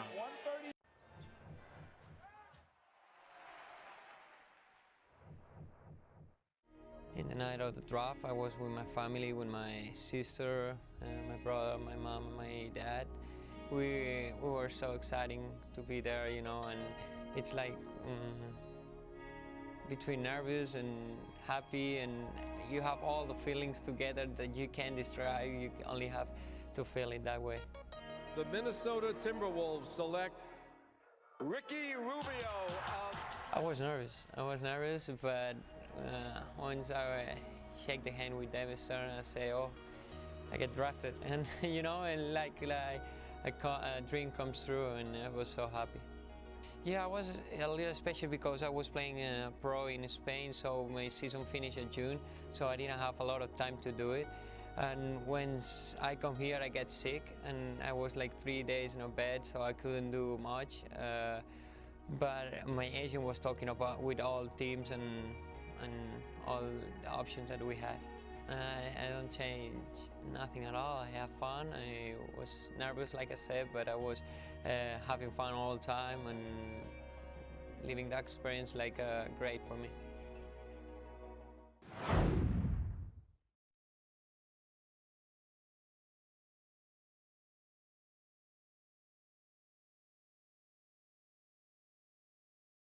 Wolves Draft Live, presented by Adidas. John Foky alongside Mark Remy of Timberwolves.com, and we're very pleased to welcome in Super Stats Dave. I am here. Dave Good Handelman joins us. Thank you for having me. He's the statistician for the Wolves Radio Network, and of course, lead editor, co-founder, writer, did a little bit of everything. Does it for all. MN Kind of the Sports one-man Daily. show of mensportsdaily.com. So thank you guys check for him having out. me. Follow him on Twitter as well at Superstats Dave. And Dave, we're going to get into the entire draft in just a moment because it's been a wild one, but let's start with the number 9 overall selection. Minnesota goes with Trey Burke out of Michigan. It's an area that, well, Flip Saunders said they don't really need. They don't need point guard going into it. But as we talked about, best available player there, you've got to jump on it. Best available player, you got to go for it. Everybody saw during the NCAA tournament what Trey Burke could do. My personal thoughts were Flip's buddies with Tom Izzo. So he's going to have good intel on all these Big Ten guys. So he had to have some intel that, all right, if Burke is going to stay part of this team and we're going to keep the pick, that Rubio and Burke can coexist in a backcourt. So we'll see, but it sounds like maybe something. There's a lot of growing. rumors out there right now. That's absolutely sure. So the Oklahoma City Thunder, they have the number 12 overall pick. They're on the clock right now, and again, coming up, they've got the number 29 pick in this first round as well. Almost no surprise with this pick. They go with Steven Adams. That's a guy that a lot of people in mock drafts, Dave, had Oklahoma City taking. He helped shore up, add some depth to that front line. Plus, he's a guy that's younger that you can bring along through the process. You're not going to throw him in there and expect him to be a franchise-type player. Yeah, they're not going to expect. They've got Kendrick Perkins there, but that's always a contract that might potentially be something to be moved if they can find a team to take that contract on. Adams is going to need growth, but the Hashim Thabit era, It comes to an end. It could come to an end. Could come to another end. When you're looking at this particular pick, we talked about it, just, trying to add depth at a position. And this is a guy that's going to impact you defensively, a nice guy that, like you said, you can kind of bring along a little bit. You have the front court starting-wise kind of set, and we're talking about a 60-win team here, so it's not like you need to have someone walk in right away, but certainly a nice complementary piece, especially with a guy like Serge Ibaka at the 4. Yeah, Adams he was one a lot of people may not have known that name throughout the college season. It wasn't a big flashy name. Pittsburgh wasn't a flashy team, but he was won through workouts and through everything that they thought was going to vault up the charts, and sure enough, he would been, I think, rumored at 10 and 11 is kind of where he was falling in at, so at 12, they've got to be happy with that. They had their chance, though. Shabazz Muhammad was saying he was modeling his game after Harden, and there was their chance to get Harden part 2 then, I guess. Well, and maybe they feel that they can bring Kevin Martin back into that shooting guard role once again. He's an unrestricted free agent. So getting a lot of reaction from fans on our Cover It live stream. And again, we encourage you to join the conversation, whether it's via Twitter at the hashtag Wolves Draft or right here on the screen. Some fans excited about the Trey Burke pick. Some fans kicking around some of the trade rumors. So we're kind of all over the place with that number 9 overall selection. Dave, let's go back to the number 1 overall pick. I mean, Nerlens Noel was a guy that had been slotted into that number 1 selection really throughout the college season. All of a sudden, he drops down to 6, possibly shipped off to Philadelphia. And of all people, it's Anthony Bennett, kind of the dark horse candidate. Word leaked out last night and into this morning that he was even in the mix for that number 1 pick. And sure enough, there he goes to Mike Brown and the Cleveland Cavaliers. How surprised were you? I was surprised, and it was a pretty cool feeling here in Target Center seeing it, because I think everybody here in Target Center was not expecting him to be the pick there. The gas and like, it was a pretty cool atmosphere in here when that pick happened, and that's not what you're expecting, cheering and some booing, but it really caught the crowd off guard, as it did me, and I think pretty much everybody else watching this at home. You gotta love the passion, don't you? I mean, you can't see on TV here in the background, but obviously a lot of people behind us, a lot of people in the stands here as well. I mean, we're really kind of getting into it here, and this kind of just shows how excited everyone is to get this season underway. You know what was great about that pick, too, is as soon as Bennett went first, you could see everyone here and everyone on our feed as well think, okay, well, that changes things. And then when Noel didn't go number 2, well, that still changes things. So fans, and again, the Minnesota Timberwolves are very fortunate to have very savvy basketball fans who understand the draft, understand the game, player movement, and you could see the wheels turning in a lot of people's minds as this draft went along. Now, they do end up with Trey Burke at number 9. Fans really wanted Kentavious Caldwell-Pope. He went the pick ahead, number 8, to the Detroit Pistons. That, to me, was a little shocking. Everything I read and looking at the Pistons roster, they're in need of a point guard. Now, unless they really feel that Brandon Knight, Will Bynum, Rodney Stuckey, that platoon of point guards is going to get things done, the KCP drafting right there at number 8 was surprising to me.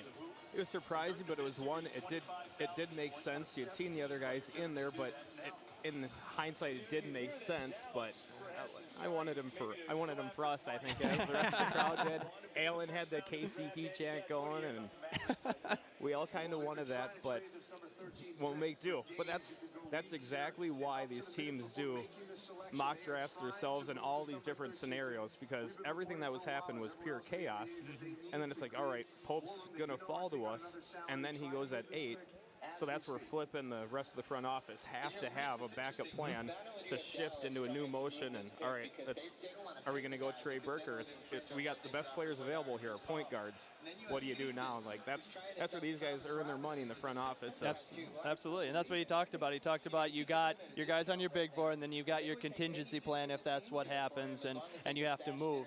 But we've got a little bit of time here before they get that 26th pick that they had coming into tonight. For you, did you like the thought of going after another shooter, a big man? What do you like out of that spot? I'm leaning towards a shooter. I think keep building athletes, and we saw in the playoffs. You need shooting that somebody keep it honest. Ricky can pass guys open. Kevin can shoot threes, but Ricky can pass guys open, so you need to have somebody who can take advantage of that situation. Guys I kind of like were Glenn Rice Jr., like Reggie Bullock maybe was in play there, but the Glenn Rice Jr., I wasn't big on him right away, but started to look at him a little bit more and more.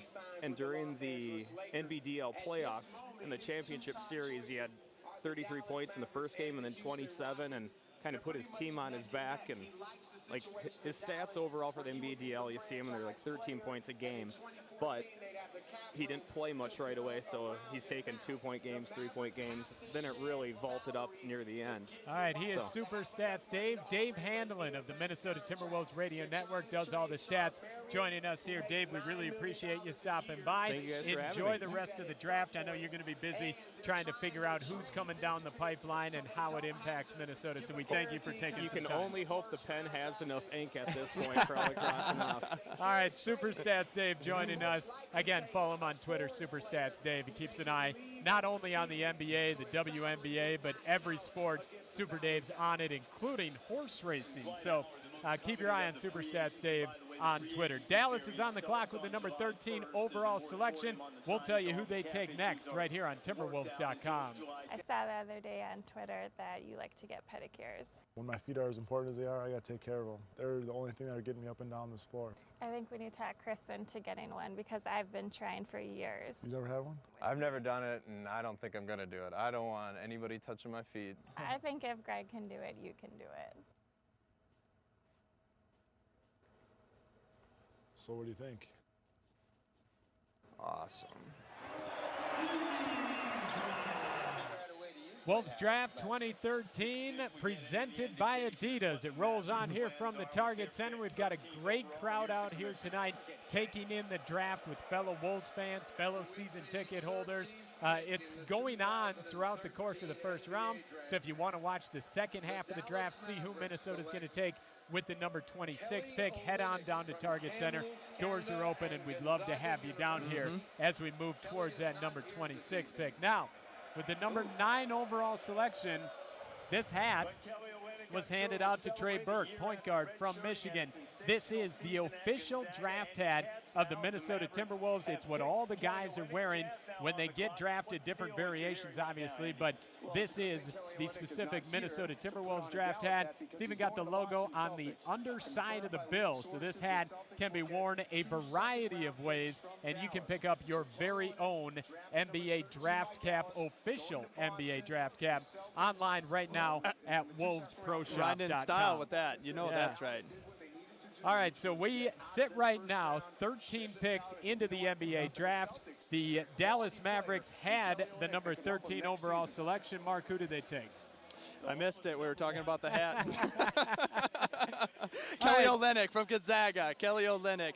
This is a big man from Gonzaga who is going to give you the offense that most of the other guys that were bigs in this particular first round won't give you. A lot of the other guys, Steven Adams, some of the other ones that are going to end up going a little bit later on in the draft, either are project guys, maybe that's more like a Rudy Gobert, a Lucas Nogueira is another guy that can give you something perhaps down the road. This guy is going to be able to step in, be kind of a rotation guy, and he's going to give you the offense. We got a chance to see him when he came through Target Center just last week. One thing that Flip Saunders did say say about Kelly Olynyk when he came through. He was really impressed for his size, what he was able to do as far as handling the ball, passing from the elbow in the paint, and being able to have nice touch around the rim. So this was a guy that was in a position, unlike most other bigs in this particular draft, where he was in the lottery, a 7-footer that actually can bring a pretty solid, polished offensive game. And so that offense is going to team up in the front court with Dirk Nowitzki. And, of course, Dirk last year went through that knee surgery, played in just 53 games. When he was healthy, averaged 17.7 rebounds, 3 assists. Dallas 41 and 41 a year ago. They missed the playoffs, did make a run late in the season to get themselves in a position, but towards the end lost out to the LA Lakers and the Houston Rockets, who ended up 7 and 8 in the Western Conference. Dallas in the midst of clearing a lot of cap space to try and go after a guy like Dwight Howard. They really want to shore up that front line. The pick with Kelly Olynyk right there at number 13 certainly goes towards that in terms of shoring up that front line. So 13 picks are in the books. Coming up, we've got the number 14 selection. That is the Utah Jazz. They've got 2 picks in the first round. They've got number 14 and number 21. We'll talk about the Utah Jazz in just a moment, but right now let's pause and go back through and recap the first 13 picks of this NBA draft. We're about an hour and a half into the first round right now, nearly reaching the midway point in terms of picks. So the Cleveland Cavaliers have the number 1 pick, the number 19 pick. With the number 1 pick, they take Anthony Bennett out of UNLV. Orlando Magic up next. They go ahead and take Victor Oladipo from Indiana. The Washington Wizards kind of stay status quo. They go with Otto Porter out of Georgetown. That's a guy that a lot of the mock drafts had at that number 3 spot. The number 4 team was the Charlotte Bobcats. Maybe reached a little. Cody Zeller, a guy who in many mock drafts wasn't considered a top 8 talent. He goes number 4 to Charlotte. They need some offense in that front court, and they get it in the form of Cody Zeller. At number 5, the Phoenix Suns take Alex Len from Maryland. So again, as we've talked about time and time again tonight, Nerlens Noel, a guy that everyone thought was going number 1, still on the board at number 5. Phoenix passes, they go with Alex Len. Ben McLemore, shooting guard out of Kansas, another guy that everyone thought was going to go 1 or 2. He's still on the board. At number 6, the New Orleans Pelicans finally nab Nerlens Noel. Are they teaming him with a fellow Kentucky big man in Anthony Davis, who was a number 1 overall selection a year ago?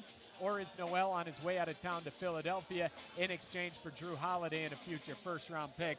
That's yet to be determined. That's the rumor coming down right now. At number 7, McLemore finally off the board.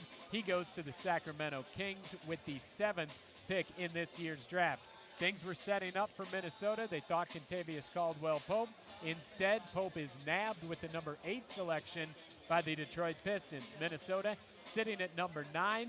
They go with the best talent available. They pick up Trey Burke from Michigan with that number 9 selection. C.J. McCollum off the board at 10 to the Portland Trailblazers, which is interesting because he's a guy in the same mold as last year's Rookie of the Year, Damian Lillard. See if those two team up in Portland or if there's another move to be made there. At number 11, Philadelphia takes Michael Carter-Williams of Syracuse.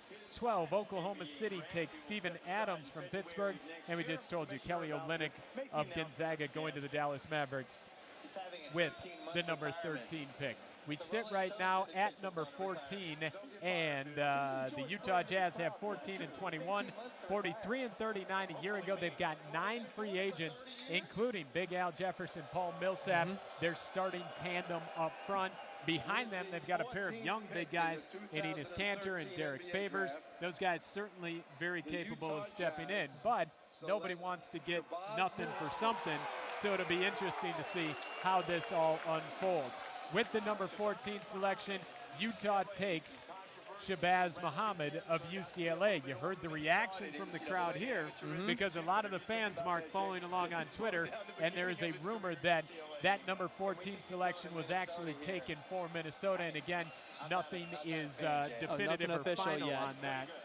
but fans excited about the possible prospect of Shabazz Muhammad. Muhammad's a guy that came in and worked out here for the Wolves, had a very good workout. Absolutely, and he's a guy that's going to give you that pure scoring.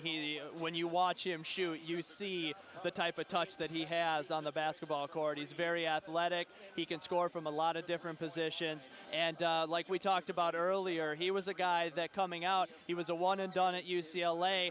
He was so highly touted going into UCLA that if there was not the one-year rule in college, he may have had an opportunity to get quite a bit of looks from NBAs right out of the bat.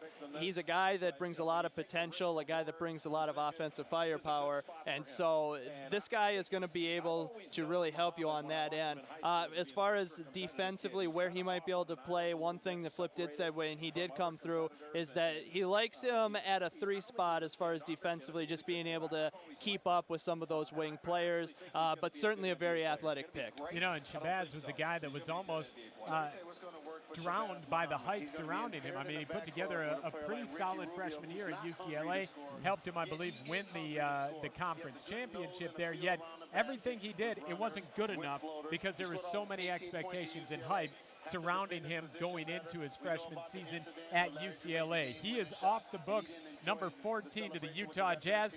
Mark had a chance to catch up with Muhammad when he came through Target Center for a draft workout. Let's hear from Shabazz Muhammad as he and Mark Remy chatted after his workout at the Lifetime Practice Facility right here on Timberwolves.com.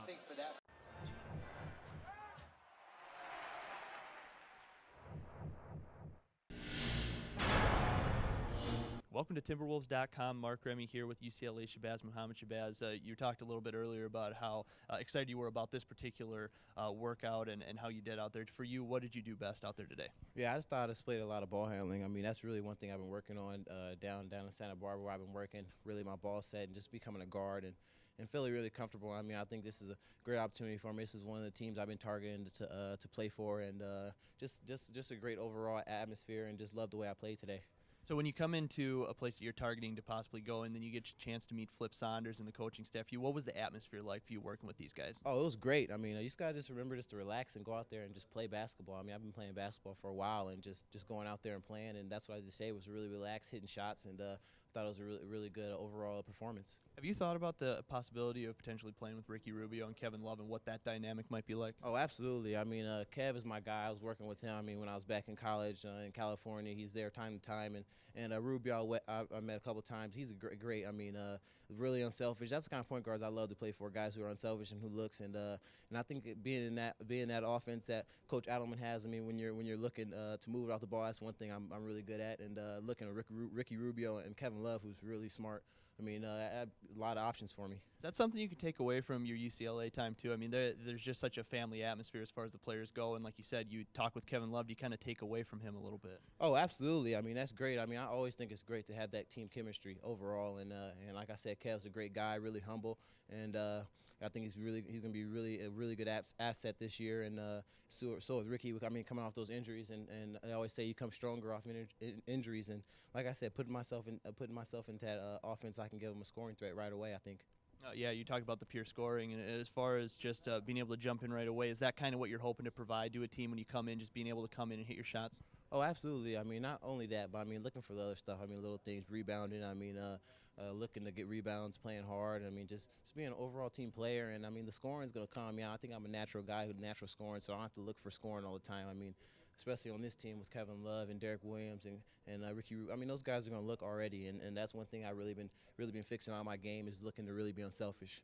You talked at the Combine a little bit about showcasing who you really are. For you, like in the interviews, or what are you trying to showcase to these teams when you talk to them? Yeah, just I'm a guy who wants to work hard. I mean, I'm genuine. I mean, I want to play off the court. I'm a nice guy. I mean, on the court, I mean, I want to play. I mean, I'm a competitor.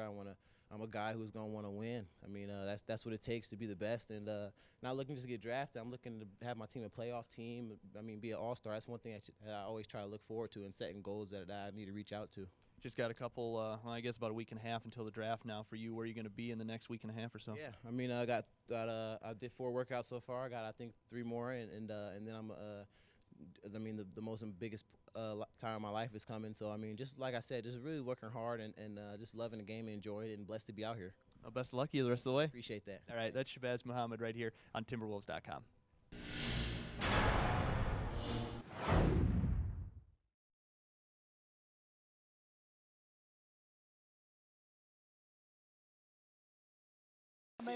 Talking after Shabazz's workout at the Lifetime practice facility earlier this month. Shabazz off the board at number 14 to the Utah Jazz, and again, there are rumors surrounding the Jazz, that pick, and Minnesota. As soon as we get anything official, we'll be sure to pass that along.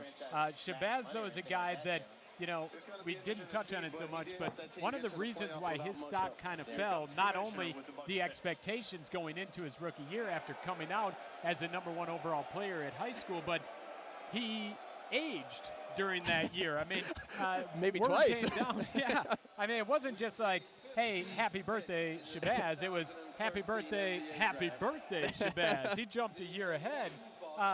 It turned out that upon further investigation, you know, his birth certificate had been changed at some point by his father.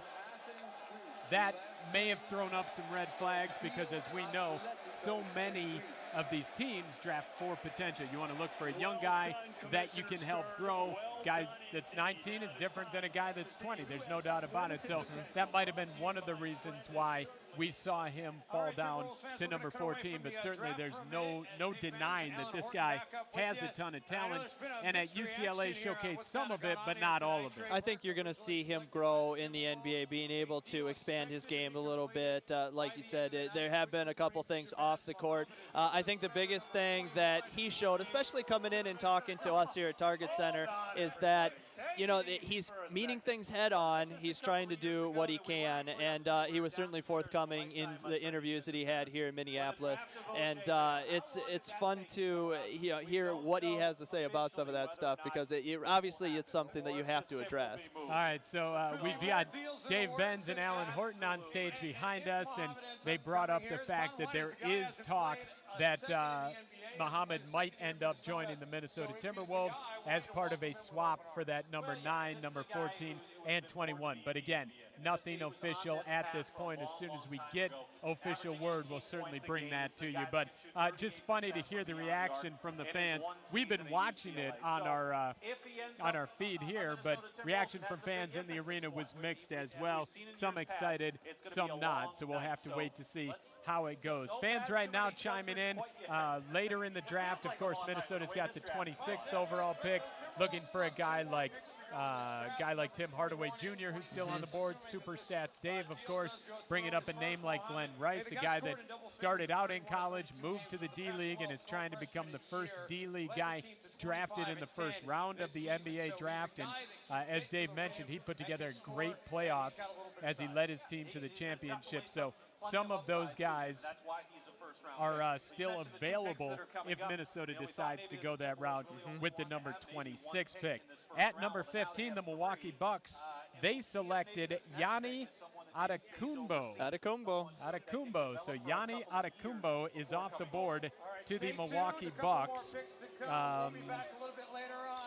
This Milwaukee team is just they're in such a pickle right now because they put together this backcourt of Brandon Jennings, Monte Ellis, undersized guys that dominate the ball, and then midway through the season, they trade and they bring in a guy like J.J. Redick, who they hoped would help fill that out. Well, they've got an unrestricted free agent. They've got Ellis, who's going to be able to opt out of his contract. And then they've got Brandon Jennings, a restricted free agent. So all their work to put together this scoring backcourt, it could all be for naught right now, as they've got some serious decisions Snuck them into the playoffs in the 8th spot, and they might be rebuilding. And this particular pick right here, I think, is something that you're going to see down the line. It might not be right away. This is a guy who has a lot of potential. He's an international player. He's kind of a prototypical point forward. He's got great size, great length, and he's just a guy that's probably going to have to develop a little bit before he moves over. But there are a lot of people that really like his style, what he can bring.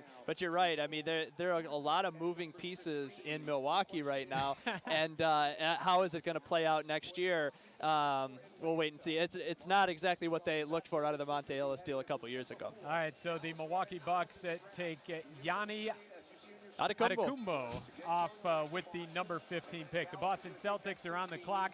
We'll talk about Boston coming up in just a moment. And, of course, Alan Horton, Timberwolves radio play-by-play voice, will join us shortly as well. We'll get his thoughts on what Minnesota did at number 9 and what possibly will happen involving that number 9 selection. So we'll take a quick timeout. Alan Horton, voice of the Wolves, coming up next right here on Wolves Draft Live, presented by Adidas on Timberwolves.com. Hey guys, I'm Andre Kirilenko. Chris, good to meet you. I'm nice Justin. to meet you guys. Nice so what's to meet up? I'm a huge fan. I have almost the whole team as autographed, and you're one of the few guys that I don't have. What do I have to do to get it? Hey chica, habla mi lengua. Come here and do your thing, ma. Shake it, baby. You can just have it. 3-1. Thanks. Everybody knows who the realest in the village.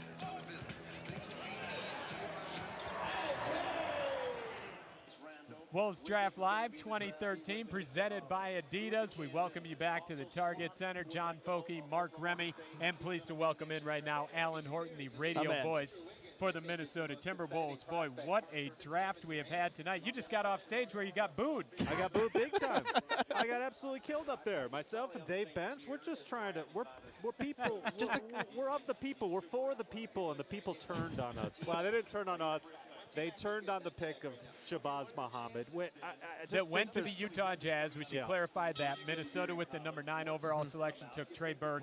At 14, Utah takes Shabazz Muhammad. There's speculation that that pick's going to swap. Nothing official yet, but fans apparently not happy with the Shabazz Very pick. opinionated tonight. You know, Shabazz is a very polarizing figure, and it's a guy that has grown up in a family, has been groomed to make to the NBA. His 1 year at UCLA, 18 points a game, and you know the guy's got talent. That's why he's in the first round. He may have not lived up to expectations in his 1 year at UCLA, but you know he's taken here. For now, he's a Timberwolf, we think. You know. But it's, again, as we saw a couple of years ago with Kevin Love and O.J. Mayo, it was a long night. Yeah. Let's just leave it at that. Well, yes, it was a leave here about 4:30 in the morning, be back by 8 in the morning kind of night, waiting for those trade calls to come in. As you guys stepped up on stage, I imagine in your mind, Alan, you had an idea of what you expected to happen as far as the number 1 selection. How surprised were you when it was Anthony Bennett of UNLV going number 1 to the Cleveland Cavaliers? Big surprise. But I think that's what makes this draft so interesting is that there wasn't a clear-cut 1, 2, or 3.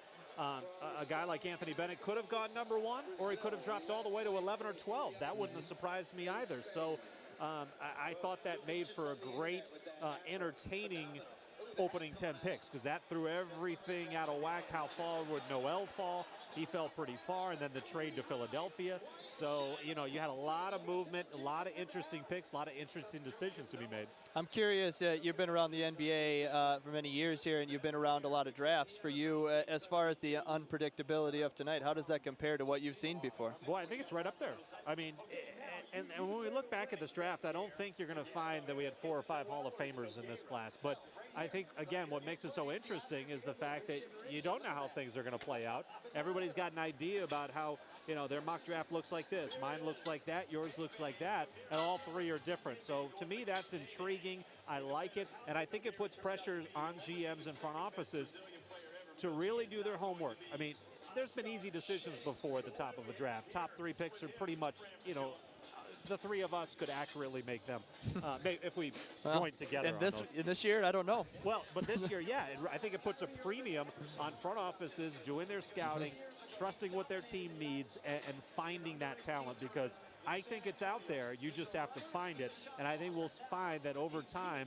You know, there were some guys that didn't pan out in this draft, and there's some other guys where, you know, teams were able to really find somebody. Well, you bring up a good point, too, that years like this are where organizations can really take that big step forward because there are some diamonds in the rough or there are some guys that might not be projected as high, but if you can be the one that finds that group, that can really help you set it up ahead. No question. I look at the good teams in the NBA, and yeah, you know about the superstars, Kevin Durant and LeBron James and Dwayne Wade. Those are all high draft picks, and everybody knew they were going to be good. But you look at the good teams in Oklahoma City, late first-round pick Serge Ibaka. Everybody knows about Westbrook and Durant and Harden.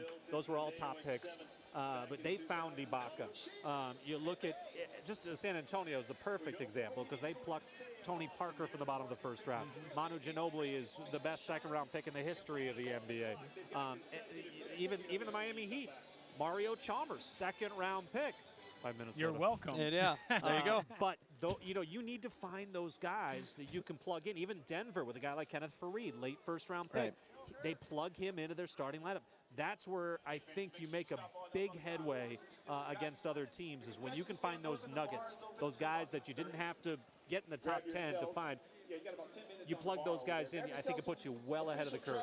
All right, so we just want to clarify, too, because we've been getting some questions and comments in here on our Cover It live stream, that right now there is a proposed trade between the Utah Jazz and Minnesota Timberwolves. We say it's not official because everything has to go through an official trade call with the league. So there are still some moving parts, and as soon as we get official word, then we'll pass that along. But that is the trade that is proposed right now, and again, it's got to go through a trade call with the league, as all trades do. That's why the night of the Kevin Love trade, there were a lot of trades that evening, and the trade calls got backed up, hence the reason that the official press conference featuring the front office didn't happen until about 3:30, 4 o'clock in the morning. So it certainly could be a long night for Wolves fans. Boston Celtics on the clock with the number 16 pick. They took Lucas Bebe Nogueira, so he goes to the Boston Celtics. Let's talk right now about Boston, just from a league-wide idea. The fact that this was a team competing for the finals, now they've traded their coach to the LA Clippers. They're in the midst of talking with the Brooklyn Nets on the possibility of pretty much swapping 12 guys back and forth. Are they in full rebuilding mode? Are guys going to retire? Are they going to buy guys out? Is this massive trade going to happen? I mean, obviously the run that Boston put together is over. And now it's going to be a completely different-looking Celtics team. Yep, no question about it. They have turned the page on keeping those guys together. Ray Allen, the exit last year, and it looks like KG and Paul Pierce are going to be on their way out of as well. And Doc Rivers, of course, going to the Clippers. And they've already picked up one first-round pick for the Doc Rivers trade to the LA Clippers. And if this Brooklyn Net thing comes down, you're going to have 2, 3, 4 more picks. I mean, they're rebuilding. They've got Rondo on a pretty good deal. You've got some pieces there, Avery Bradley. Now, will they be able to beat the Miami Heat next year? No. I mean, this is a long-term process. But, you know, it's better to go all in whatever you're going to do, rather than try to hang on too long or take away some pieces but not all. No, go the full distance, make the move, turn the page, get young, and try to get better. And it's tough for Boston fans, too, obviously, to go through the rebuilding process. They've been through it before, obviously. But if you were to tell them in 2008 that you were going to get essentially 6 years out of the 3-year process they were looking at, I guess minus Ray Allen last year, they probably would have taken it. But given... And they really had success with it. Obviously, it worked because you won an NBA title, and you nearly won one in 2010. Maybe if Kendrick Perkins doesn't blow out his knee in Game 6, maybe you win Game 7. And then with Rondo's injury, was it last year? Yep. You know, that really couldn't allow them to get past Miami there. So it was a great run. That's exactly what you're hoping for. It drummed up interest in Boston. I grew up in Massachusetts. I've been to some Celtics games after the Bird, McHale, Parrish era, and it's dead in there. There was nothing. It was the Antoine Walker and Rick Pitino years. Reggie Lewis. No, beyond that. Antoine Walker. Oh, and Paul Pierce. Paul Pierce. And those guys just, it was 2 on 5. Tony Battie, that whole era. It was just... it was but really they made it to the playoffs, and I believe in the first round that group took, I want to say Detroit or someone to 7 games. It was ugly basketball. It may have been New Jersey, yeah. Yeah, but Could have been early. It was interesting basketball. It was 2 on 5. Those guys shot about 20, 25 times a game. All right, so this has been one of our more interesting drafts, really in recent memory. Are we not talking Celtics anymore? Let's keep going. Would you like to keep it going? Hey, how about this one? I want to get it back to the team that we're here to talk about, the Minnesota Timberwolves, who still have the number 26 pick, of course, and possibly that number 24 pick of the Utah Jazz, once again, waiting for that trade call to go through. With the next selection in this first round, what area do you feel like Minnesota's going to go after if they did address shooting guard with the Shabazz pick? Well, if you're going to go shooting guard again, Either Well, way, if what would they you go already with did. if you?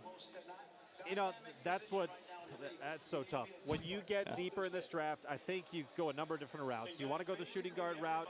Alan Crabb is a guy that's still out there and available. The Franklin kid out of San Diego State, he was projected to be kind of a late first-round pick.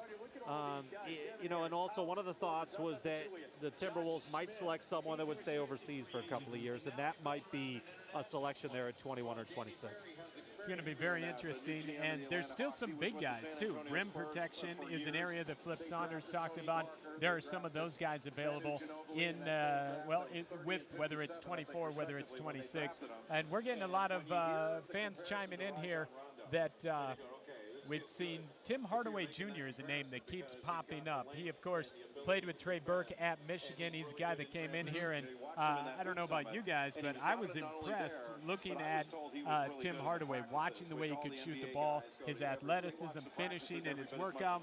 Still needs to work on his handle, and that was very, very evident in that championship game against Louisville, that if he's going to be a shooting guard in this league and create for himself, he's got to get that handle better. But, you know, a guy that maybe with a late first-round pick, you are able to nab there to help add some depth to that shooting He guard could be spot. value there. He certainly could. And I think one thing that really impressed me about Tim Hardaway Jr. when he came through was just the maturity level. He's a guy that I think is ready for the NBA from a mental standpoint, being able to handle all the rigors of what goes along with the road trips, with the ups and downs. He's been through it. You know, his dad's gone through it during his career as well. And you talk a little bit about what he did at Michigan, but he also potentially in the NBA might have a little bit more of an opportunity to get some of those more open looks, be able to move forward in that regard too. And so I think that he probably will be a pretty valuable pick, whether it's in the late first round, potentially early second round. I think all the guys that you look at the end of the first round all have the upside. It's just a little bit smaller as you work your way deeper into the draft. There are going to be downsides to guys drafting this low, but you know, Hardaway Jr., it's just all a matter of what Flip Saunders, Rick Adam, and that front office, whatever you do, you have to have confidence in it. You have to believe in the pick, even if it's, you know, a second-round pick and it's in the 50s, which the Wolves have two of. So to me, that's the biggest thing. Focus in, trust your pick, trust your scouting, make the selection. All right, at number 17, the Atlanta Hawks, they actually own 17 and 18. They take Dennis Schrader with the 17th overall pick. Danny Ferry is their new GM, and they're coming in with a new coach as well. Larry Drew, they let his contract expire. He's now the head coach in Milwaukee. They bring in Mike Budenholzer, who was a assistant in San Antonio for 19 years, spent 2 years as a video coordinator, worked his way up and was Greg Popovich's right-hand man. He gets his first crack at becoming a head coach in Atlanta. One thing I wanted to bring up with you, Alan, is the amazing number of brand new head coaches we're going to have. Guys that have no NBA head coaching experience. At this count right now, there's 7 of them taking over head coaching jobs, and there's still going to be a lot more as we've got Boston in the mix for a new head coach. Philadelphia still hasn't hired a head coach. So this, I think, is going to be one of the biggest storylines going into this next season is how do these guys adjust? We saw some guys with success in Mark Jackson over the last 2 years. We've seen other guys like Mike Dunlap in Charlotte. You get 1 year, you're out. So I think that's going to be a major storyline going into this draft. Yeah, I think so. And I think Mark Jackson, you hit it on the head. And I think that gives other owners the idea that, hey, maybe that assistant coaching route, you know, build your brand under a Greg Popovich type guy for 5, 10, 15, 19 years for Budenholzer. My goodness. Great for him to get an opportunity. But it gives owners the idea that, hey, we can go get Jason Kidd. He just retired. Hey, you want to be our coach?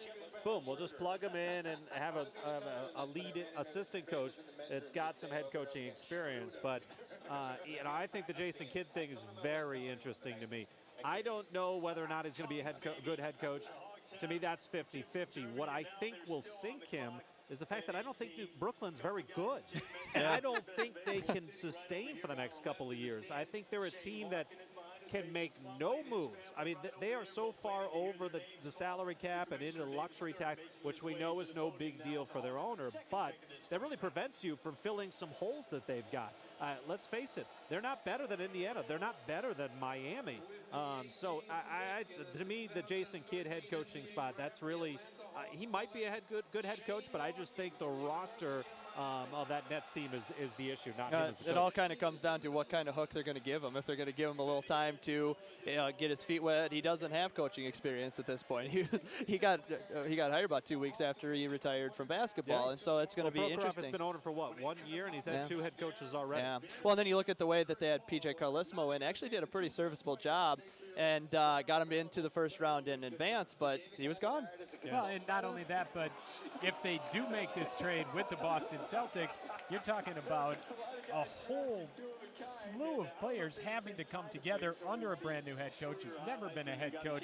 It is a daunting task for a guy with experience. I would imagine even more daunting for a guy that literally hung up his jersey 2 weeks ago and is now trying to take over.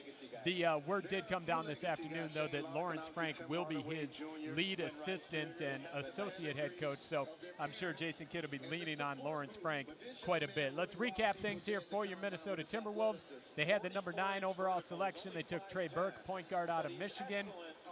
Right now, an agreement, we believe, in place with the Utah Jazz to swap and get the number 14 pick and the number 21 pick. The Jazz, with that 14 pick, have selected Shabazz Muhammad out of UCLA. 17 and 18 picks just went to the Atlanta Hawks. Dennis Schrader going 17, and Shane Larkin, point guard from Miami, goes 18. Both those picks going to the Atlanta Hawks. Alan, we thank you so much for stopping by and chatting with us. I know you got to go back on stage to announce one of these later Hopefully picks. No booze. So I'm sure it'll be well received, whatever I say out there. You Guys, almost guys need do a like great you're going job. to I don't know a- how you do it. You've been going for hours, and you're going to go a couple more hours. I don't know if anybody told you. All the way It is to what it the is. side. It is what it is. I will get you guys some coffee. I'll be back. Alan Horton joining Thanks us. so much, We'll Alan. take a Guys. 30-second timeout. When we come back, we'll continue with Wolves Draft Live, presented by Adidas, right here on Timberwolves.com. Do you think everywhere you go, people are afraid of you? Back home, they're not afraid. No? No. But you kind of got these, like, intimidating tattoos and stuff. That's something what I like, That's what you besides like. basketball, yeah. Do you think you could design a new tattoo for me? Me? See, it looks like you got some technique there. It looks something like this. Here you go. Teddy bear right back. It's a masterpiece.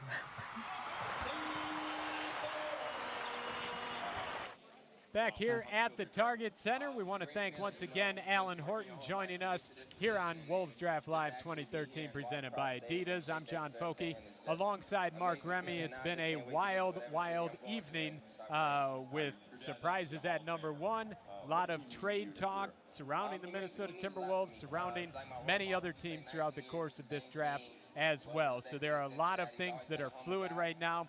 Shane Larkin of Miami just being taken off the board by the Atlanta Hawks, and talk that maybe he is headed somewhere as well. So it's going to be a late night for fans, not only of the Minnesota Timberwolves, but really of the league in general, as once again, all these proposed trades, whether or not they happen, they've got to go through a trade call to the league office. So even though what we're hearing right now, none of it is official, and as soon as we get official word, we'll be sure to pass that along. But it's very fluid right now. And speaking of fluid, the Chicago Bulls are on the clock right now. Or check it, I'm sorry, the Cleveland Cavaliers are on the clock with the number 19 selection. They're second in this first round. With the number 1 pick, they, of course, took Anthony Bennett out of UNLV. So they add him to their front court of Tristan Thompson, Anderson Varejao, and they've, of course, got a backcourt of Kyrie Irving and Deion Waiters. At number 19, what areas are they looking at? Well, I would imagine that they're probably going to look at potentially small forward. I mean, I think that's a spot that they really could go after. Another thing that we talked about at the beginning, one of the reasons we thought that maybe Nerlens Noel would be a good fit is trying to find someone that can protect the rim a little bit. This team needed defense, especially. Maybe a Mason Plumlee, a guy potentially, from Duke who's on the board. Potentially. It depends on how quickly they want to get someone in, too, because there are some guys out there. It might be a little early for a Jeff Withey, but Jeff Withey is another rim-protecting guy out of Kansas. There are other guys, too, with great length, like Rudy Gobert out of France, another international player, but he might be someone that might be a project down the road. And so there are a couple options they could go. Well, and it's interesting, too, with this Cavs team, their goal next year is to make the playoffs. They feel that they've got a roster that can get them to the playoffs. So maybe they do go, as you said, Mark, get a European guy that they can stash overseas in free agency, try and add a veteran and make a run at things next year. So this draft just one step in the process, not only for the Wolves, but for every team across the league. A lot of chatter about players being drafted and switching uniforms on draft night. It happened to Kevin Love. That night, Minnesota drafted O.J. Mayo. A couple of hours later, Kevin Love ended up joining the Minnesota Timberwolves. Right now, we're going to take a look back at draft night through the eyes of Kevin Love right here on Timberwolves.com.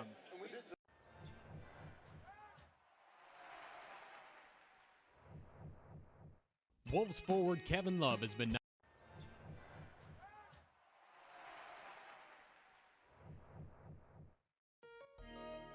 I was with my family the night I got drafted, and they were with me in the green room. The 5th pick in the 2008 NBA draft, the Memphis Grizzlies select Kevin Love from UCLA.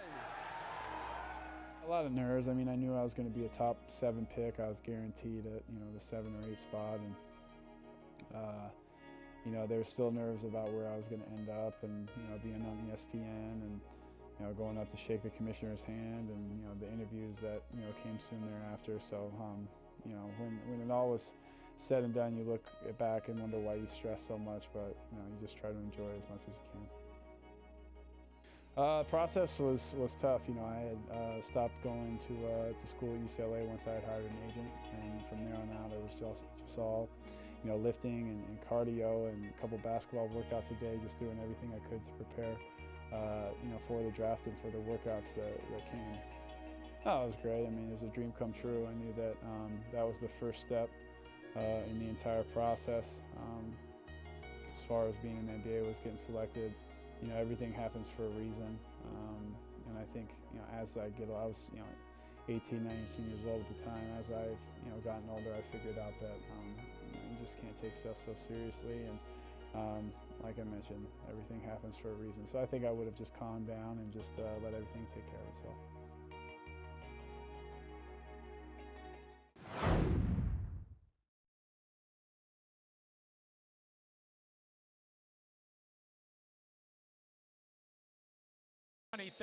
Presented by Adidas continues from the Target Center. We are on draft pick number 19. It is the Cleveland Cavaliers, their second selection of the first round. And the Cavs, they took Anthony Bennett with the number 1 overall pick. They go Sergei Karasev with the 19th selection. Yep. Sergei Karasev is a guy that a lot of people, Mark, are really, really high on. Think he's got great potential here in the NBA. Very high on, and as far as the international players go, as far as the analysts say, he's probably the most NBA ready of all the international players that could go in this first round. And so I think that's a pretty solid pick, especially at the small forward position that we talked about a little bit. Here's a guy who can shoot the ball. He's got good size for him, and like we said, he's played internationally, and he brings a little bit of that flair that he can have here in the NBA. I think he's probably going to be a pretty solid choice. So a guy like Karasev, as we talked about a few moments ago, Cleveland possibly drafting a European guy that they can stash overseas. It doesn't sound like Karasev, though, is a guy that is going to be stashed overseas. I read earlier today that his agent expects him to be in the NBA this year. Might be a little bit of added pressure on the Cavs to try and make that happen. He was a guy that really kind of came over the last couple weeks. You started hearing his name just a little bit more. And actually last night NBA TV put a mock draft on television, and they had Minnesota taking Karasev at 26. We had the video up online from that selection, and people were really receptive to it. So I think you really started getting a nice line behind him. And so Cleveland's probably pretty happy about this pick. Minnesota fans probably not so much. Well, again, we got one here from Hula Hoops who says Sergei is Shved, only a little bit better. No big deal. Other fans upset that Sergei Karasev is off the board. The Chicago Bulls, they've got the number 20 overall pick. They're on the clock right now. last season went 45-37. They lost to Miami in the conference finals. What a postseason it was, or I'm sorry, the conference semifinals. What a postseason it was, though. They played the entire year without Derrick Rose. Speculation that he may be back during the postseason.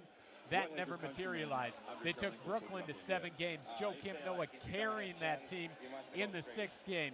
Then, in Game 7, Chicago goes into Brooklyn, blows the doors off the Nets. They win that one big, carried that momentum into Game 1 against Miami. They beat the Heat in Game 1, lose the next 4. Really just ran out of gas. Derrick Rose expected to be back and ready to go 100% at the beginning of the season. Their core group, Joakim Noah, Luol Deng, who's been the subject of a lot of trade talks leading up to this draft. Carlos Boozer has 1 year left on his deal. They signed Taj Gibson to a big deal just recently. So they've got a front court of Noah, Boozer, and Gibson going into next season. They could use some depth in that area. They could also use some depth on the wing. They don't necessarily have a solid shooting guard. They had C.J. Watson a couple of years ago. He went to Brooklyn last year. They've got a little bit of a hole there, although Jimmy Butler did come off and come up big for them late in the season. Nate Robinson, of course, stepped up big in the playoffs. He is a free agent as well. Chicago, Tom Thibodeau took over. They played great defense. They play extremely hard. At number 20, who do you think, or what area do you think they go to? Well, I think you nailed it as far as shooting guard. You look at the situation with Rip Hamilton and Marco Bellinelli. You don't really know what's going to happen there. You also look at small forward and you see the Luol Deng situation. Will he be back? Will he be moved?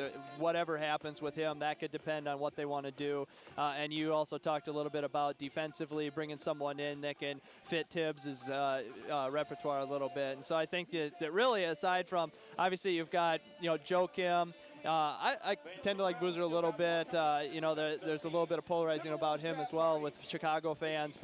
And then, of course, if you get Derrick Rose back, you've got a nice little core there. And this is a team that's really well coached. They're going to find the right role player.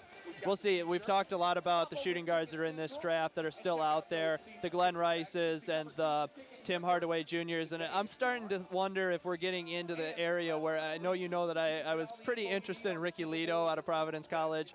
He's a guy that I think will probably sneak in either in the later part of this first round or else earlier on in the second round. He's a guy who obviously really kind of made a leap of faith a little bit. He did not play at PC last year, actually didn't play a minute of college ball, decided to come out without playing, and was hoping to get that first round contract. So we'll see if it actually plays out for him. But I think he's a guy that has the size and really has a lot of potential in this league if they want to wait for him. All right, so we're getting some comments coming in, and again, we encourage you to join us here on Wolves Draft Live. We've got one from AGU who says he thinks, I believe it was Tony Mitchell going to Chicago at 20. That's where he thinks they go.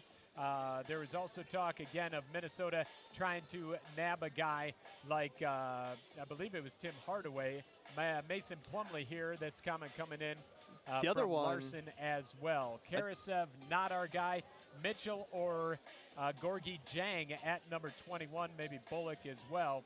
And a comment here, I say draft Ricky Leto. So, again, as we move into the later part of the draft, I think Alan Horton summed it up best. There's guys with upside, but when you're being drafted later in that first round, a lot of your upside and your potential depends on the situation that you land in. Absolutely. That's why San Antonio's seen so much success with late first-round picks. They've got a system in place. They target guys that fit that system and can slip them right in there. So Minnesota's got a system. It's been in place for a couple years. They're still trying to plug the holes, and depending on whether or not rumored trades materialize, have they done that a little bit? How do they continue to do that? It's all going to be very interesting as we go along. I think the one thing that we got to talk about a little bit is just the fact that up in that war room right now, you do have a guy like Flip Saunders and a guy like Rick Adelman who are working together. These are two coaches that have a feel for what they want to do.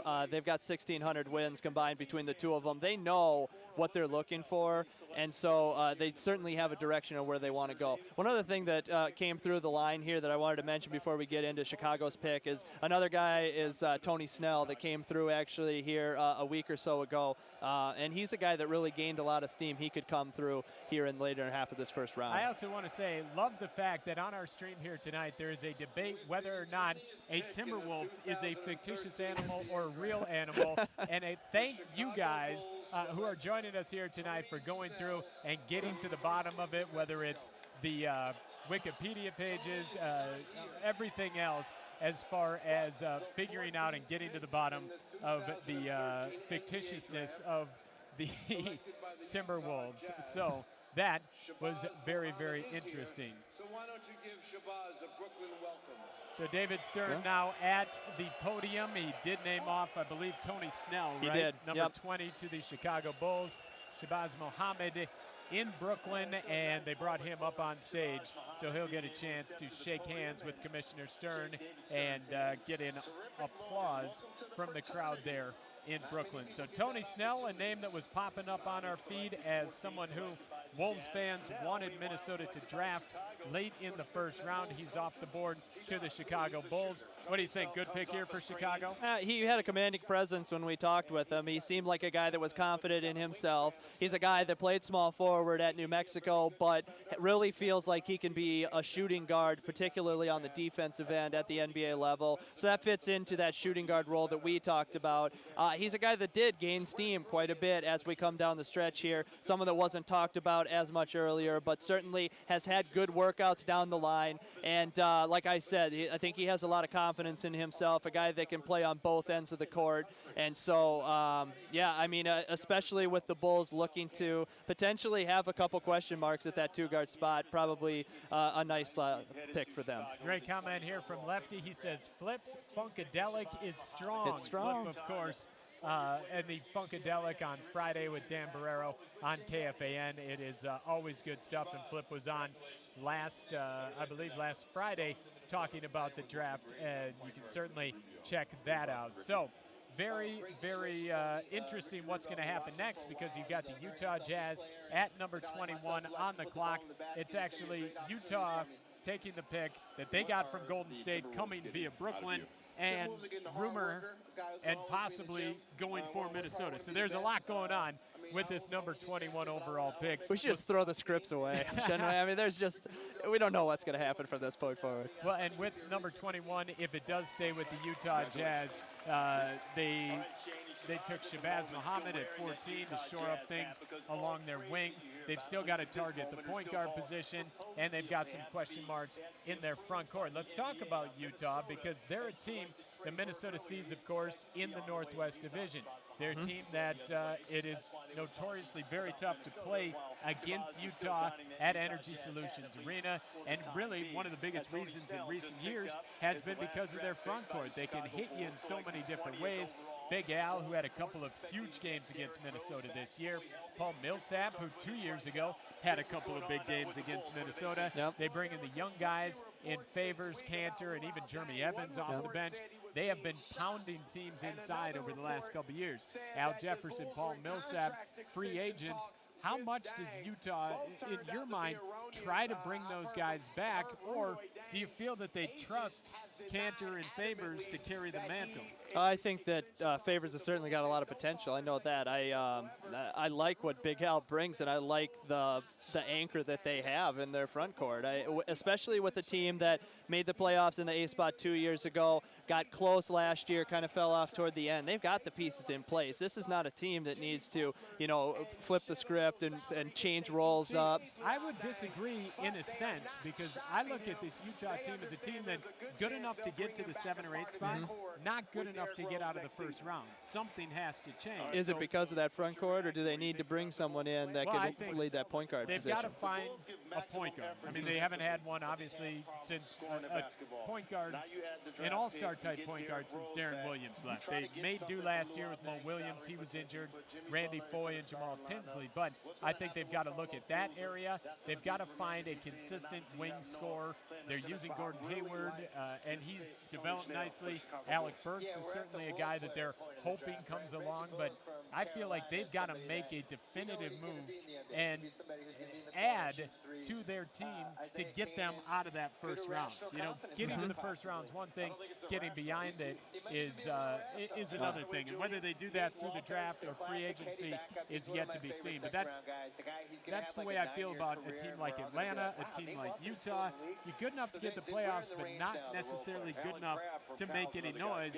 You either have to blow it up or make a definitive move to make your team better. And part of that is going to have to deal with where they're sitting at with their cap room, too, where they want to go. Do they want to do it through the draft? Do they think that they can keep some of those bigger pieces in place that do have a little bit more salary and be able to bring some supplemental pieces, complementary pieces in as well? And so that kind of adds to your point, too. But I think you kind of mentioned on the point guard route, they really do need to find some place to solidify that. All right, so the Utah Jazz are on the clock, and as we just heard on ESPN, Minnesota taking taking Trey Burke with the number 9 overall selection. Minnesota and Utah involved possibly in a trade, but again, trade calls to the league have to happen, and right now there is no official word. So the Utah Jazz on the clock with the number 21 selection. At number 14, they selected Shabazz Muhammad out of UCLA. David Stern steps to the podium, and he will make the call here on the number 21 selection, which is Utah's from Golden State via Brooklyn. Here we go. And fans at the Barclays Center have been all over David Stern. Brooklyn pride, right? I mean, you kind of... And we should say Commissioner Stern has been a great commissioner for the NBA. This is his final draft as commissioner of the league. He's going to be retiring, I believe, in December. Adam Silver expected to take over. And I love how he's playing to the crowd, too. I love that. It's just kind of, he's taking everything in stride. So he has certainly been playing to the crowd throughout the course of the night. So Gorgui Dieng off the board to the Utah Jazz at number 21. He, of course, won a championship with the Louisville Cardinal over this past season. He is a rim-protecting big, a guy that right now doesn't have a whole lot on the offensive end, but he was a leading shot blocker, and I believe he was the Defensive Player of the Year in his conference. So trying to shore up that front line for Utah, possibly the rim protector that Minnesota's been talking about. What are your thoughts on Gorgui Dieng? Well, he's certainly got the championship pedigree, that's for sure. He's a guy, I believe, from Senegal who has really kind of picked up the game along the way, worked under Rick Pitino. Like you said, he's a little bit more of a defensive-oriented big. You got to like his length when you're looking at him in the front court. I think he's sitting right around 6'11", but he's got that 7'4" wingspan, and so you really like that, protecting the rim.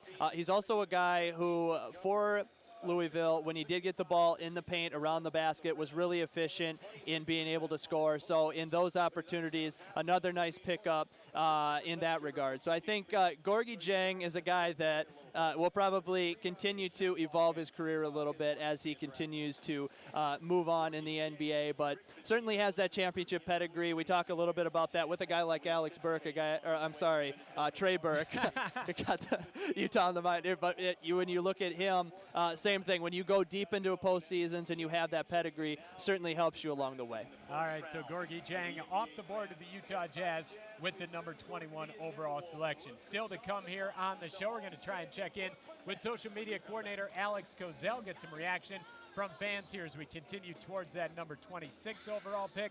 But right now, why don't we take a look back at draft night for Derek Williams, highest selection Minnesota's ever had in the NBA draft at number 2. He came to the Wolves from Arizona, and we take a look back at his draft night right here on Timberwolves.com.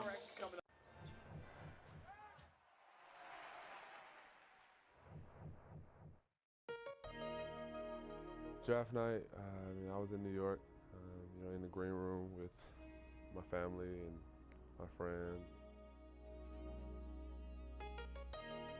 And, I was really nervous. I was just feeling, excited. Everybody works so hard to get to this point that we're at, and the anticipation of who's getting picked, which team you're gonna go to, what city, what state you're gonna be in, and most of the time it is a new experience. With the second pick in the 2011 NBA draft, the Minnesota Timberwolves select Derek Williams from the University of Arizona. I don't even know the words to explain it. A lot of people don't get the chance to experience it, and you know, once you do, everything is just really, all my dreams, really came true. That night, something special I'll never forget.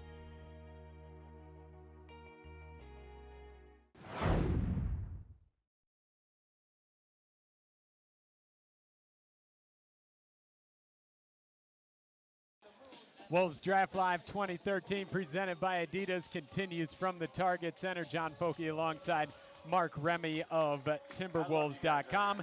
At number 21, the Utah Jazz selected Gorgui Dieng, the center, shot-blocking center out of Louisville, as he joins Utah Jazz right now. Speculation and rumors abound throughout the course of this draft involving Minnesota, Utah, as well as a slew of other teams, including the New Orleans Pelicans and the Philadelphia 76ers. So a lot of intrigue surrounding this NBA draft. Right now on the clock, it's the Brooklyn Nets at number 22. It's their only pick of the draft. We talked a lot about them, but before we continue on, I want to bring up a couple of guys from Minnesota and get your thoughts on where they're going to land. A guy like Nate Wolters out of St. Cloud put together a great career at South Dakota State University. He's a guy, Mark, that I think is going to be a steal for some team, whether he goes late first round, whether he goes in the second round. And another guy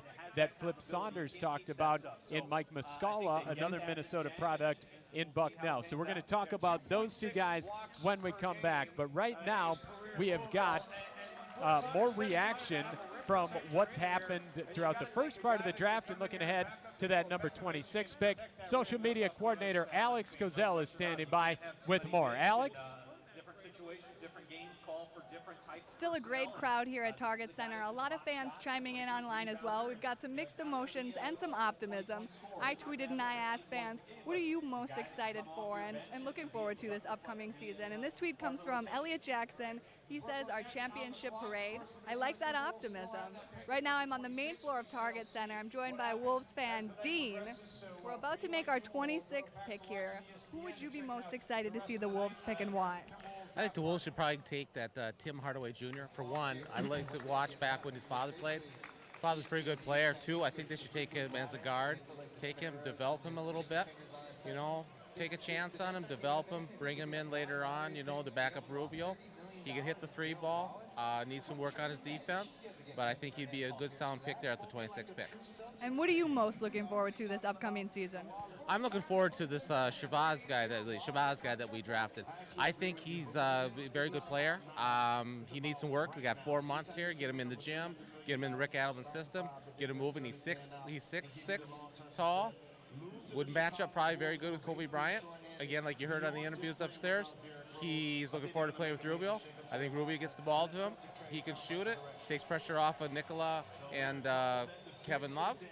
And I just think I think a lot of people kind of were mixed about that pick, but I think he's going to turn out to be a really good pick here in the next year, 2 years to come. I think his athleticism, I think, is going to surprise a lot of people. I think that was a good pick and move by Flip to do that today. Any predictions for the season? I believe that we'll stay healthy this year. I believe we'll be a solid 5, maybe make 4 in our division, in our Western Conference, and we'll be in there for the playoffs. We stay healthy, Shabazz comes around, we're going to do well. Thank you. Have fun tonight, Dean. And thank you to our fans online who have continued to tweet us their thoughts on the Wolves draft. As always, we appreciate your input. And it looks like we're getting pretty close to our 26th pick here, so let's throw it back to Mark and John. All right, thank you very much, Alex. Checking in with fans throughout the arena tonight. What a great turnout we've had down here at Target Center. Another draft party. Plenty of fans coming down to take in the draft with other season ticket holders, with fans as well. And right now, we welcome in Dave Benz, television voice of the Minnesota Timberwolves. And Dave, you've been up on stage here talking to some of these folks, and boy, it has been interesting the reactions that we've gotten from different selections, whether it was number 9 or on into where we sit right now with the talk surrounding the Utah Jazz and leading towards what Minnesota's going to do with the number 26 pick. Your thoughts on what has been a wild and somewhat topsy-turvy draft so far? Well, I think you can probably sit here and think about what could have been. You know, had the Timberwolves gotten a little bit lucky in the lottery and just moved up a couple spots, Ben McLemore became some low-hanging fruit that I think a lot of people got tantalized by. But after that Ben McLemore pick and then KCP going at number 8, I think Flip Saunders and the rest of the Timberwolves front office, they looked at it and said, you know what? Let's move back a little bit. Let's see if we can get some value a little bit further in the draft. And I admire them trying to do that. I know the Shabazz Muhammad pick was not met with a lot of resounding applause and fervor here inside Target Center. But the bottom line is you're getting a 19-year-old player that was the co-freshman of the year in the Pac-12, led his team to 25 wins this season. And a friend of mine that scouts UCLA, I spoke with him on the phone a short time ago, and he said, listen, there's no question that there's been a lot of baggage out off the court, the whole issue with the age and all that. But this kid, if he can get his head straight and if he can come in with the right attitude and the right focus, you're getting a heck of an athletic talent. He can shoot the rock, he can handle the basketball, and if he can be committed to playing defense, he's got the athleticism to play defense. And we'll see if he gets in the right environment, and I've got to think Rick Adelman is a great coach to be able to bring that out of Shabazz Muhammad. Clearly the Timberwolves felt like they could do something with this guy or they wouldn't have made the pick. Where do you see these guys going moving forward here in this draft? Couple more picks coming up with the Wolves. If you're looking at late first rounders and then obviously late in the second round, where do you want to go as far as assets? Obviously nothing official, and we haven't heard anything official, but personally I think that I don't see them staying at 26 only for the simple fact that first-round picks, 3 years guaranteed. So I don't know that the Timberwolves want to have 9 years locked up into guys that they get on this night, especially now at the bottom end of this draft. Plus, they have a couple of second-round selections, so you can take some flyers on guys in the second round. It's not going to hurt you so much. So we'll see what options they have.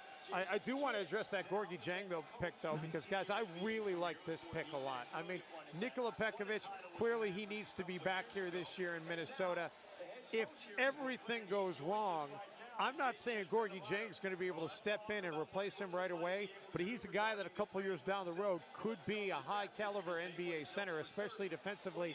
And if he's the backup to Nikola Pekovic, wow, you've got a heck of a guy to come in and protect that rim late in games. You know, and you talk about the possibility of ending up with 3 first-round picks if things fall the way they do. It's not just the years and the money for those guys, but it's also looking ahead to Nikola Pekovic, who becomes a restricted free agent after the Wolves extended that qualifying offer. It extends into Chase Budinger, who is also a free agent for Minnesota, to Andre Karolinka, who's got a player option. So there are a lot of things to consider when looking at this first round as far as keeping money free to not only go after your own free agents, but also possibly other guys, veterans that can shore up this team through free agency. Well, the bottom line is it's going to rest on what Andre Karolinka does, because if Andre Karolinka takes that $10 million option, the Timberwolves become a lot less of a player out there in the free agent market. If he goes elsewhere, they got more money to play with. I'm not saying that I don't want Andre Karolinka back, and I think the Timberwolves do want him back,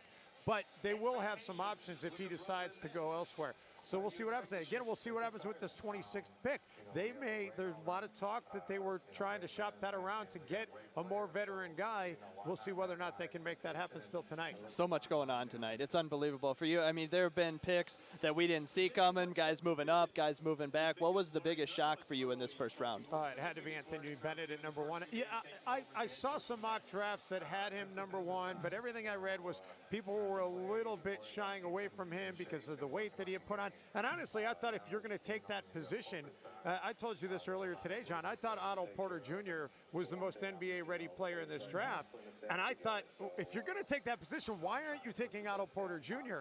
All of a sudden, the Washington Wizards, that's probably the only pick at the top end of the draft that went where everybody thought it was going to go. Yeah. And talk about a great situation, all the stars aligning for Otto Porter Jr. I mean, the guy doesn't have to leave town. He doesn't have to change the arena. He's already tweeted out, I know those nets at Verizon Center. I think Porter Jr. might have the biggest impact on the league this season, especially when you factor in he's going to be going out there with John Wall and Bradley Beal. They got Nene still out there. All of a sudden, the Washington Wizards are looking like a team. They're not ready to challenge the Miami Heat for the division title, but they're a team that could be in the mix for the playoffs this season. Well, interesting thing, too, about Otto Porter going there is he's not going to be asked to be that franchise guy. Anthony Bennett is not going to go to Cleveland to be that franchise guy. They're going to be playing alongside the faces of the franchise in Kyrie Irving and certainly in John Wall. On the other hand, Victor Oladipo going to Orlando, they might try to turn him into the face of the franchise, into the go-to guy. Watched him play a number of times in college. He is a great player, part of a system, part of a team. You know, he can certainly on the defensive end do some things, but I think if you're going to ask Victor Oladipo to take 25 shots a game and step outside to be your lead dog on the offensive end, I don't know that that's a great position for him. And Dave, we talk all the time that so much of it with drafts and trades is the situation you land in. Victor Oladipo could be in an interesting situation there in Orlando, depending on what they do in free agency. Well, the only thing I'll say about Oladipo in Orlando is, yes, they're going to expect him to carry a big part of the load, but the overall expectations for the team are still not going to be that high. I think everybody in the league, and especially fans in Orlando, know they're still in a rebuilding process. This is a 2 or 3 year sort of thing for them. I know fans hate to hear that. You always like to think your team is going to have a chance to shoot to the top in a hurry. But if they can keep the fan base patient and let Oladipo progress at the normal rate that he should progress at if he was in a different situation, he could 2 or 3 years from now be the all-star caliber player that they're hoping to get. Let's get you caught up real quick with the number 22 overall selection. Brooklyn selected Mason Plumlee out of Duke. Number 23 pick just went to the Indiana Pacers. They took Solomon Hill out of Arizona. So we're on the number 24 pick. That is the New York Knicks. It's their only pick of the first round. Dave, this Knicks team second in the Eastern Conference. A year ago, they lost to Indiana in the semifinals. J.R. Smith, sixth man of the year. He's got the potential to become a free agent. They shot a ton of threes. They had the third best overall offense, but they're a team that is bumping up against the cap. They're going to have to find a way to bring back some of their own guys, J.R. Smith specifically. And going into this draft, they lose Jason Kidd to retirement. He becomes coach of the Brooklyn Nets. As you look at New York, at 24, you're not going to get necessarily an impact player. Where do you think New York goes? Not necessarily player-wise, but what area of their team do you think they're trying to upgrade there? Well, I think the guy I think that might be a player that New York's looking at is Alan Crabb out of Cal. I think this is about the area of the draft where I thought he might go. I know a lot of people in the Midwest and on the East Coast especially didn't see a lot of Alan Crabb playing out at Cal, a lot of games on late at night, but this kid can flat out shoot it, and if he gets hot, he can put it up in bunches. So you can replace a guy like J.R. Smith, maybe with a guy like Alan Crabb. He's not going to play any defense for you. J.R. didn't either. Exactly. Yeah, so you might be replacing J.R. Smith with a younger and cheaper version in Alan Crabb. The Pac-12 Player of the Year this year, correct? Was that right? Yep. All right, so that is a possibility with the New York Knicks. Now let's just look ahead here to number 26 with Minnesota. The possibility of a European player, grabbing somebody that you can develop overseas, that you can stash, and as we talked about, not having to commit 9 years and all that money. Is there anybody that jumps out to you as a player that maybe Minnesota could develop, possibly even a Rudy Gobert type player? Well, Rudy Gobert is really the only name left out of the European players that I thought maybe they might be looking at. I know the kid out of Brazil was somebody that they were high on, and I'm not even going to try to say his name, but I know that they were high on him, the 7-footer. And I also know that they really liked Karasev, the Russian, which would have obviously been a perfect fit when you've already got a couple of Russians on the team. Probably would have meant a future NBA game in Moscow for the Timberwolves had they had 3 Russians on the roster. But I think, listen, Gobert might be the pick. I think you hit the nail on the head, though. If they do keep 26, they may go to an international guy that they believe isn't going to come play over here right away and then that way they're not committing the dollars and the years right away. I know Timberwolves fans probably don't want to hear that because then you're not getting a guy that's going to help you right away. But if you're building for the future at this point in the draft, anything you're doing that's helping your franchise, whether it be next year or in the long run, that's what you got to do, because the Ben McLemores and the Nerlens Noels, they've been long gone. That's what we've talked about over the course of tonight, is these are the types of drafts, especially later on, it's when you're really going to find those guys that can separate you down the road if you find the right pieces that can help you. Well, and let's not forget, the San Antonio Spurs have made a living of getting guys that they've developed and have turned out to be studs at the bottom end of the draft. So if Minnesota can duplicate that, that would be fantastic. We're getting some great comments coming in here on our Cover It live stream. And again, we encourage you to join the conversation here at Timberwolves.com. But just saw one that said, Alexi Shved's been spending his summer working out with Peck and is going to come back with 250 pounds of muscle on him. Wolves fans certainly would love to see that out of Alexi Shved. So the New York Knicks are on the clock. David Stern strolls up to the podium to give this pick, as David Stern has certainly been playing to the crowd here tonight in his final go-round at the NBA draft as commissioner of the National Basketball Association. Fans have given it to David Stern. Now Knicks fans cheering him as he makes the call at number 24. And New York decides to take Tim Hardaway Jr. out of Michigan. Now, we're going to have some disappointed Wolves fans because a lot of them, Dave, wanted Hardaway Jr. at number 26. Your thoughts on Tim Hardaway Jr.? I think Tim Hardaway Jr. has got an awfully lot of potential in this league. He's got nice size at 6'6".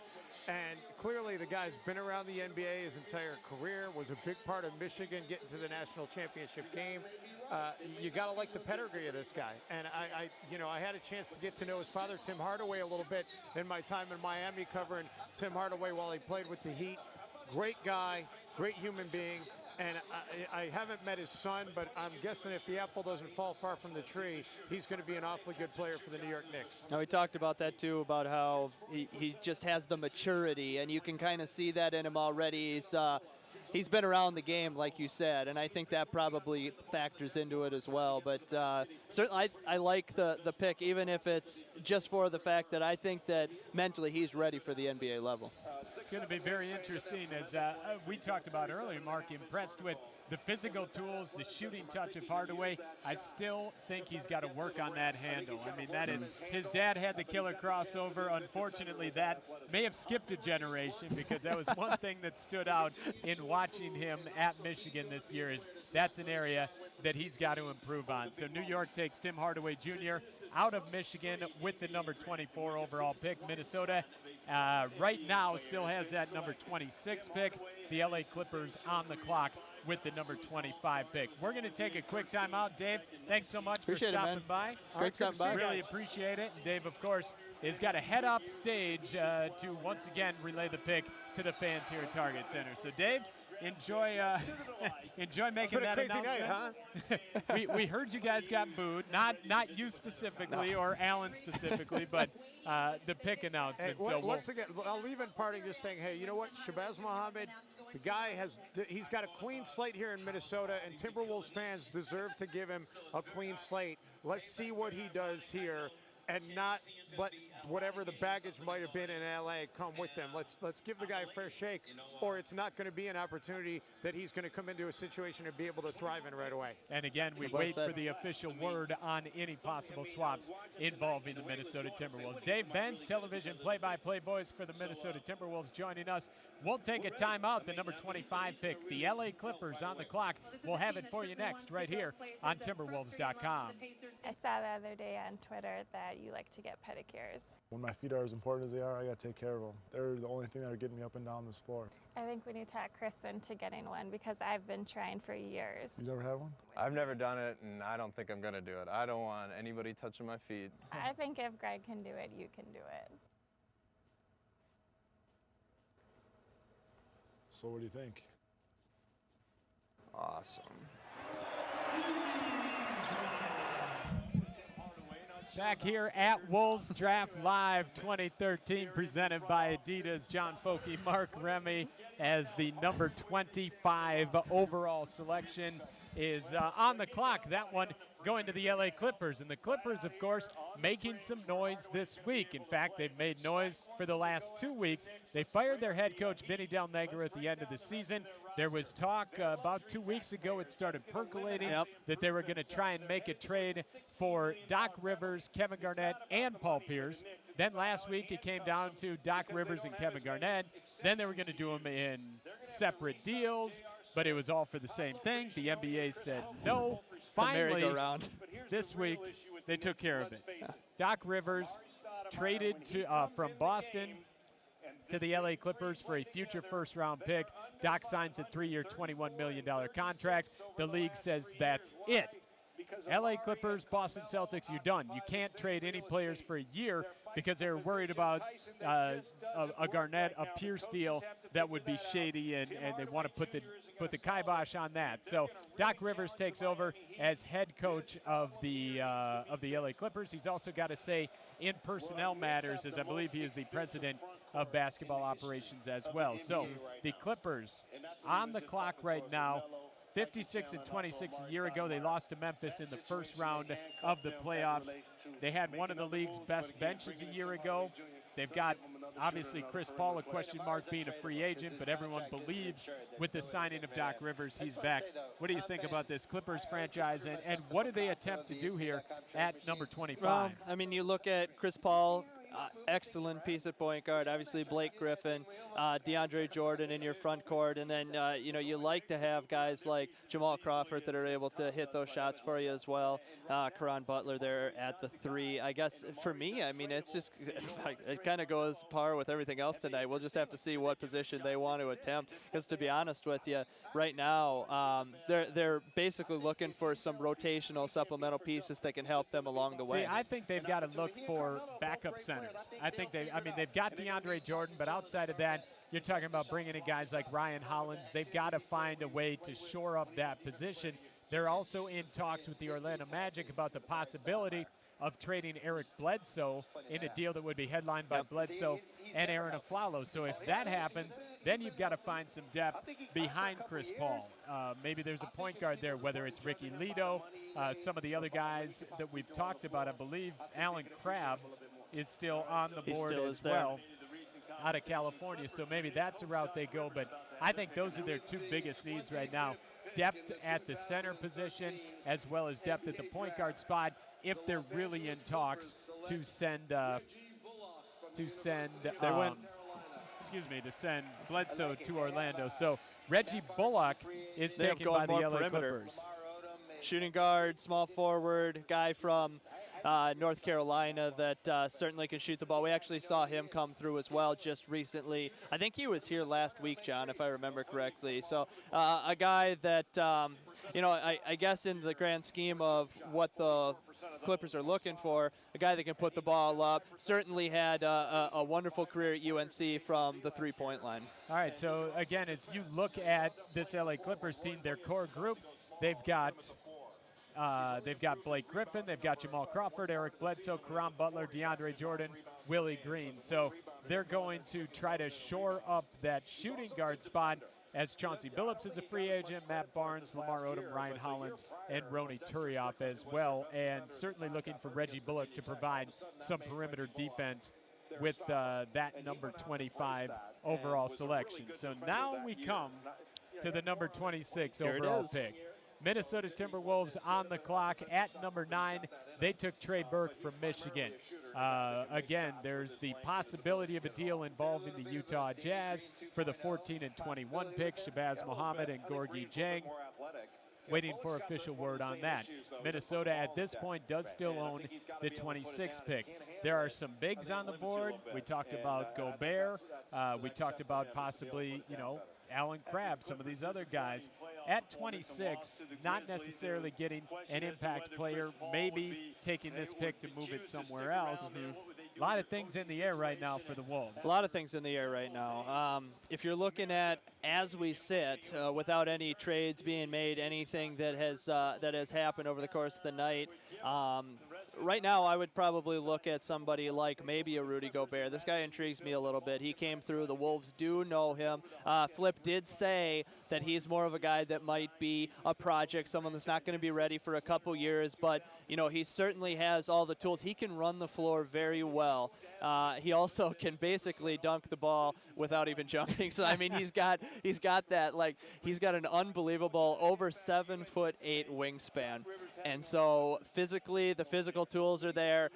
Being able to run the floor exceptionally well for a big, you like that pick. But again, there are a lot of moving parts, and we don't exactly know what this 26th pick is going to represent. Just saw a comment come down here about the possibility of picking up Jamal Franklin. That's certainly a name that's available right now. So there are players available from Minnesota at number 26, and we should get the draft pick coming down in just a few moments. Still to come here once we get through the number 26 pick, we're going to take a look back at the top 10 plays of last season from the Minnesota Timberwolves, so we invite you to stick around for that.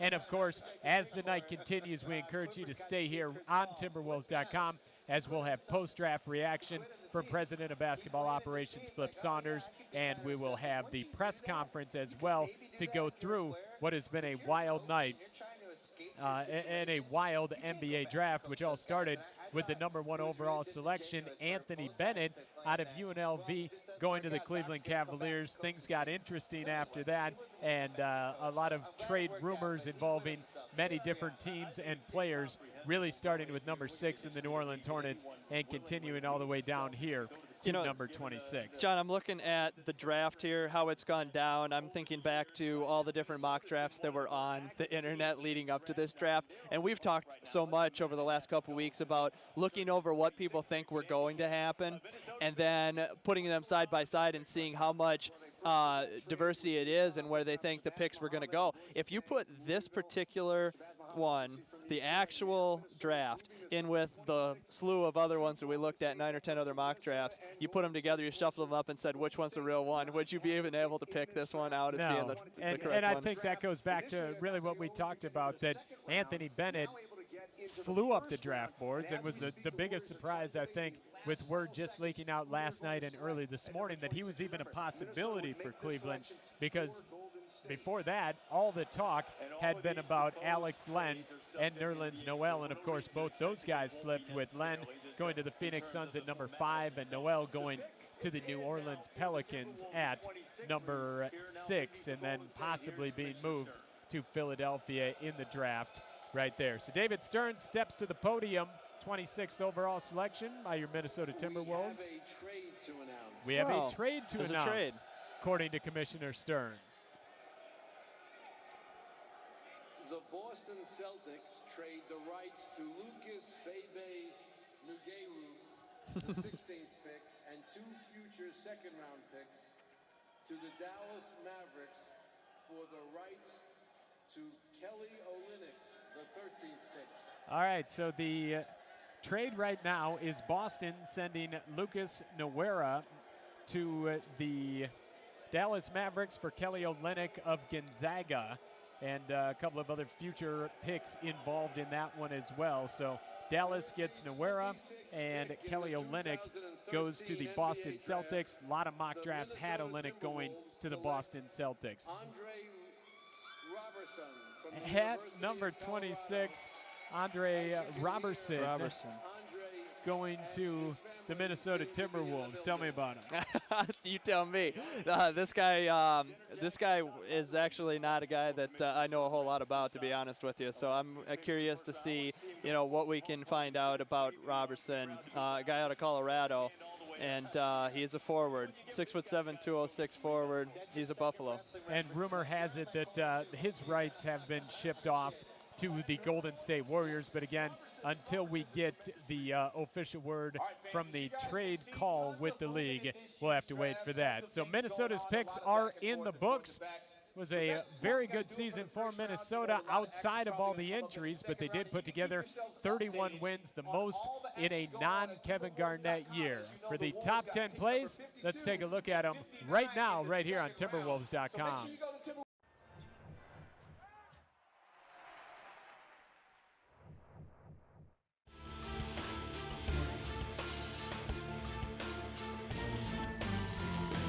It's time for your top 10 plays of the year right here on Timberwolves.com.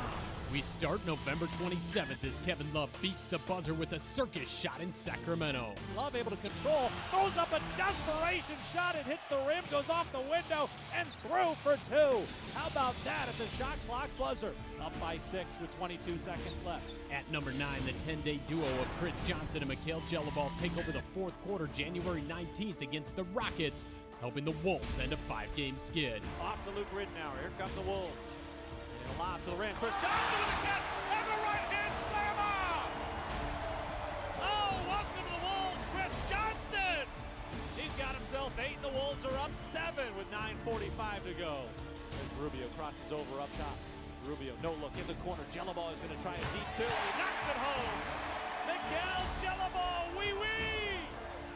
82-72, Wolves by 10. Coming in at number 8, Ricky Rubio torches the Hornets D February 2nd.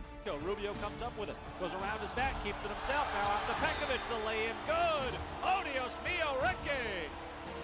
A little showtime. Pekovic gets the finish, and Ricky picks up dime number 6. For number 7, we go to January 3rd at the Pepsi Center as J.J. Barea sinks the Nuggets with a big fourth quarter, one of just 3 home losses for Denver. Lob pass left side, Cunningham back to JJ's, got to jack it up for the shot clock buzzer. He drains a 3 from the left angle. Back-to-back threes, Luke with 1, JJ with 1. Timberwolves by 6 with 1:54 to go. Playing with a load of confidence right now. JJ with it at the elbow, gets inside the paint, scoops it up, off the window, 2 more for JJ Barea. Give him 16 for the game. He scored the last 5 for the Wolves. 99-93, Wolves by 6, 55 seconds to play.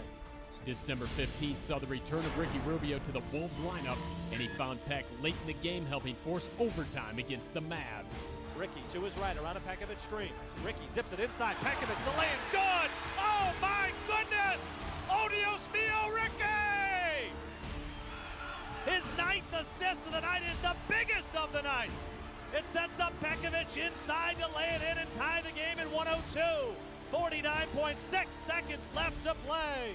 At number 5, Andre Kirilenko coming up with a big block March 17th as Minnesota held off the Hornets. Gordon with it up top with 10 left to go in the game. 96-95 Wolves. Gordon on the drive to the basket. Shot blocked! Kirilenko got a piece of it. AK comes away with the ball and he gets fouled. Oh, what a play by AK! At number 4, Derek Williams climbs the ladder April 15th against the Jazz. Lob back door, headed for Derek Williams. Oh my goodness!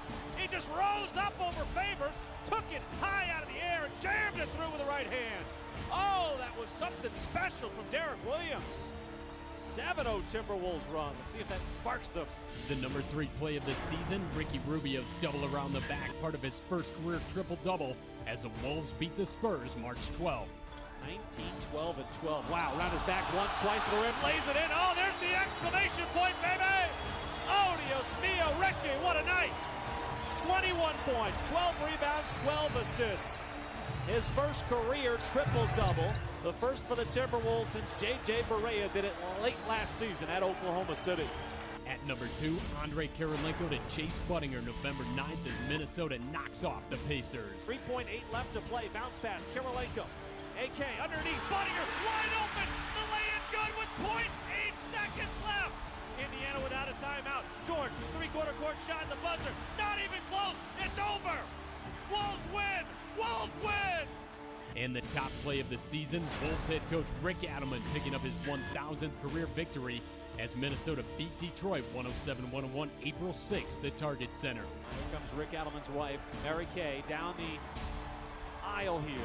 107-101, 5 seconds left. Stuckey in the front court. He'll stop. Off to Drummond, right side. The 3, no good. And there it is. Those horn sounds here at Target Center. The Wolves have defeated the Pistons 107-101. Rick Adelman becomes the 8th coach in NBA history with 1,000 career victories. The players hug him. Rick Adelman will now turn, find his wife, a big kiss and a hug for her. Those are your top 10 plays of the season right here on Timberwolves.com.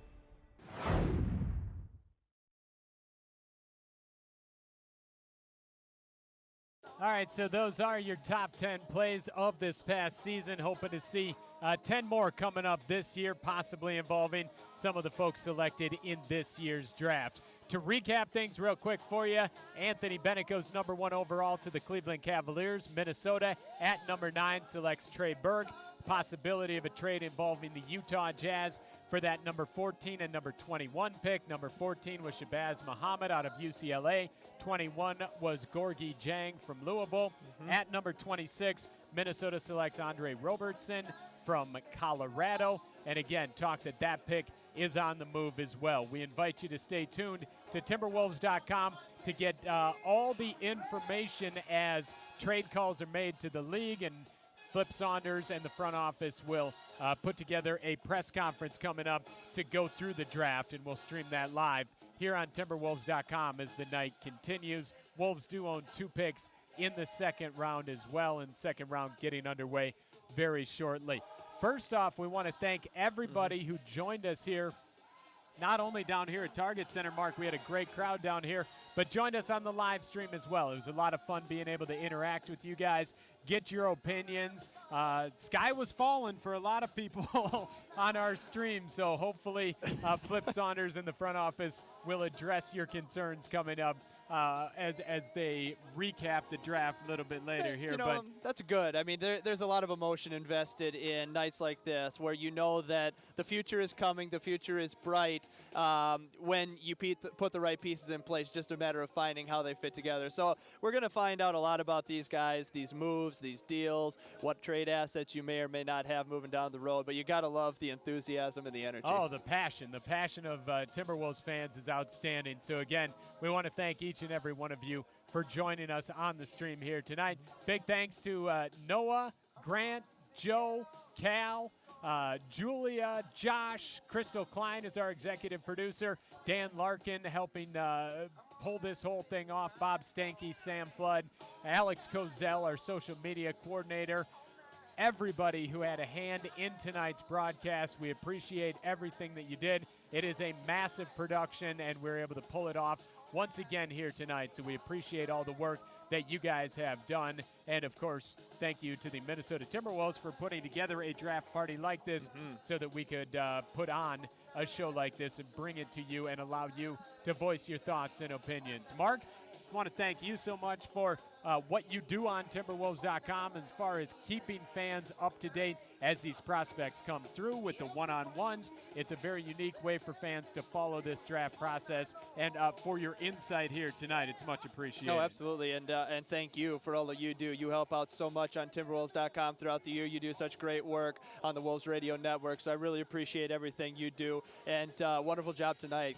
You got this thing rolling, and we're ready to roll. All right, so once again, thanks to Alan Horton, Dave Benz, Super Dave Handelin, John Krasinski of the Associated Press, Jerry Zagoda of the Star Tribune joining us tonight. And, of course, we would be remiss not to mention Sean Nottingham, our technical guru, who pulled everything off here tonight. Sean and Tessa do incredible work, not only for Timberwolves.com, but for Wolves Vision, Minnesota Timberwolves Radio Network. Those guys do a fantastic job. So thank you so much for all of your hard work. Thank you for joining us, and again, encourage you to stay tuned as we'll have live press conferences featuring Flip Saunders, the front office, coming up later as phone calls to the league and stuff are all taken care of. That's going to do it for Wolves Draft Live 2013 presented by Adidas. Don't forget, get your official draft merchandise online right now at wolvesproshop.com, or swing down tomorrow to the Skyway level and check everything out in the Wolves Pro Shop. For Mark Remy, I'm John Folke saying good night. Stay tuned. Live press conferences, reaction, and much, much more still to come right here on Timberwolves.com.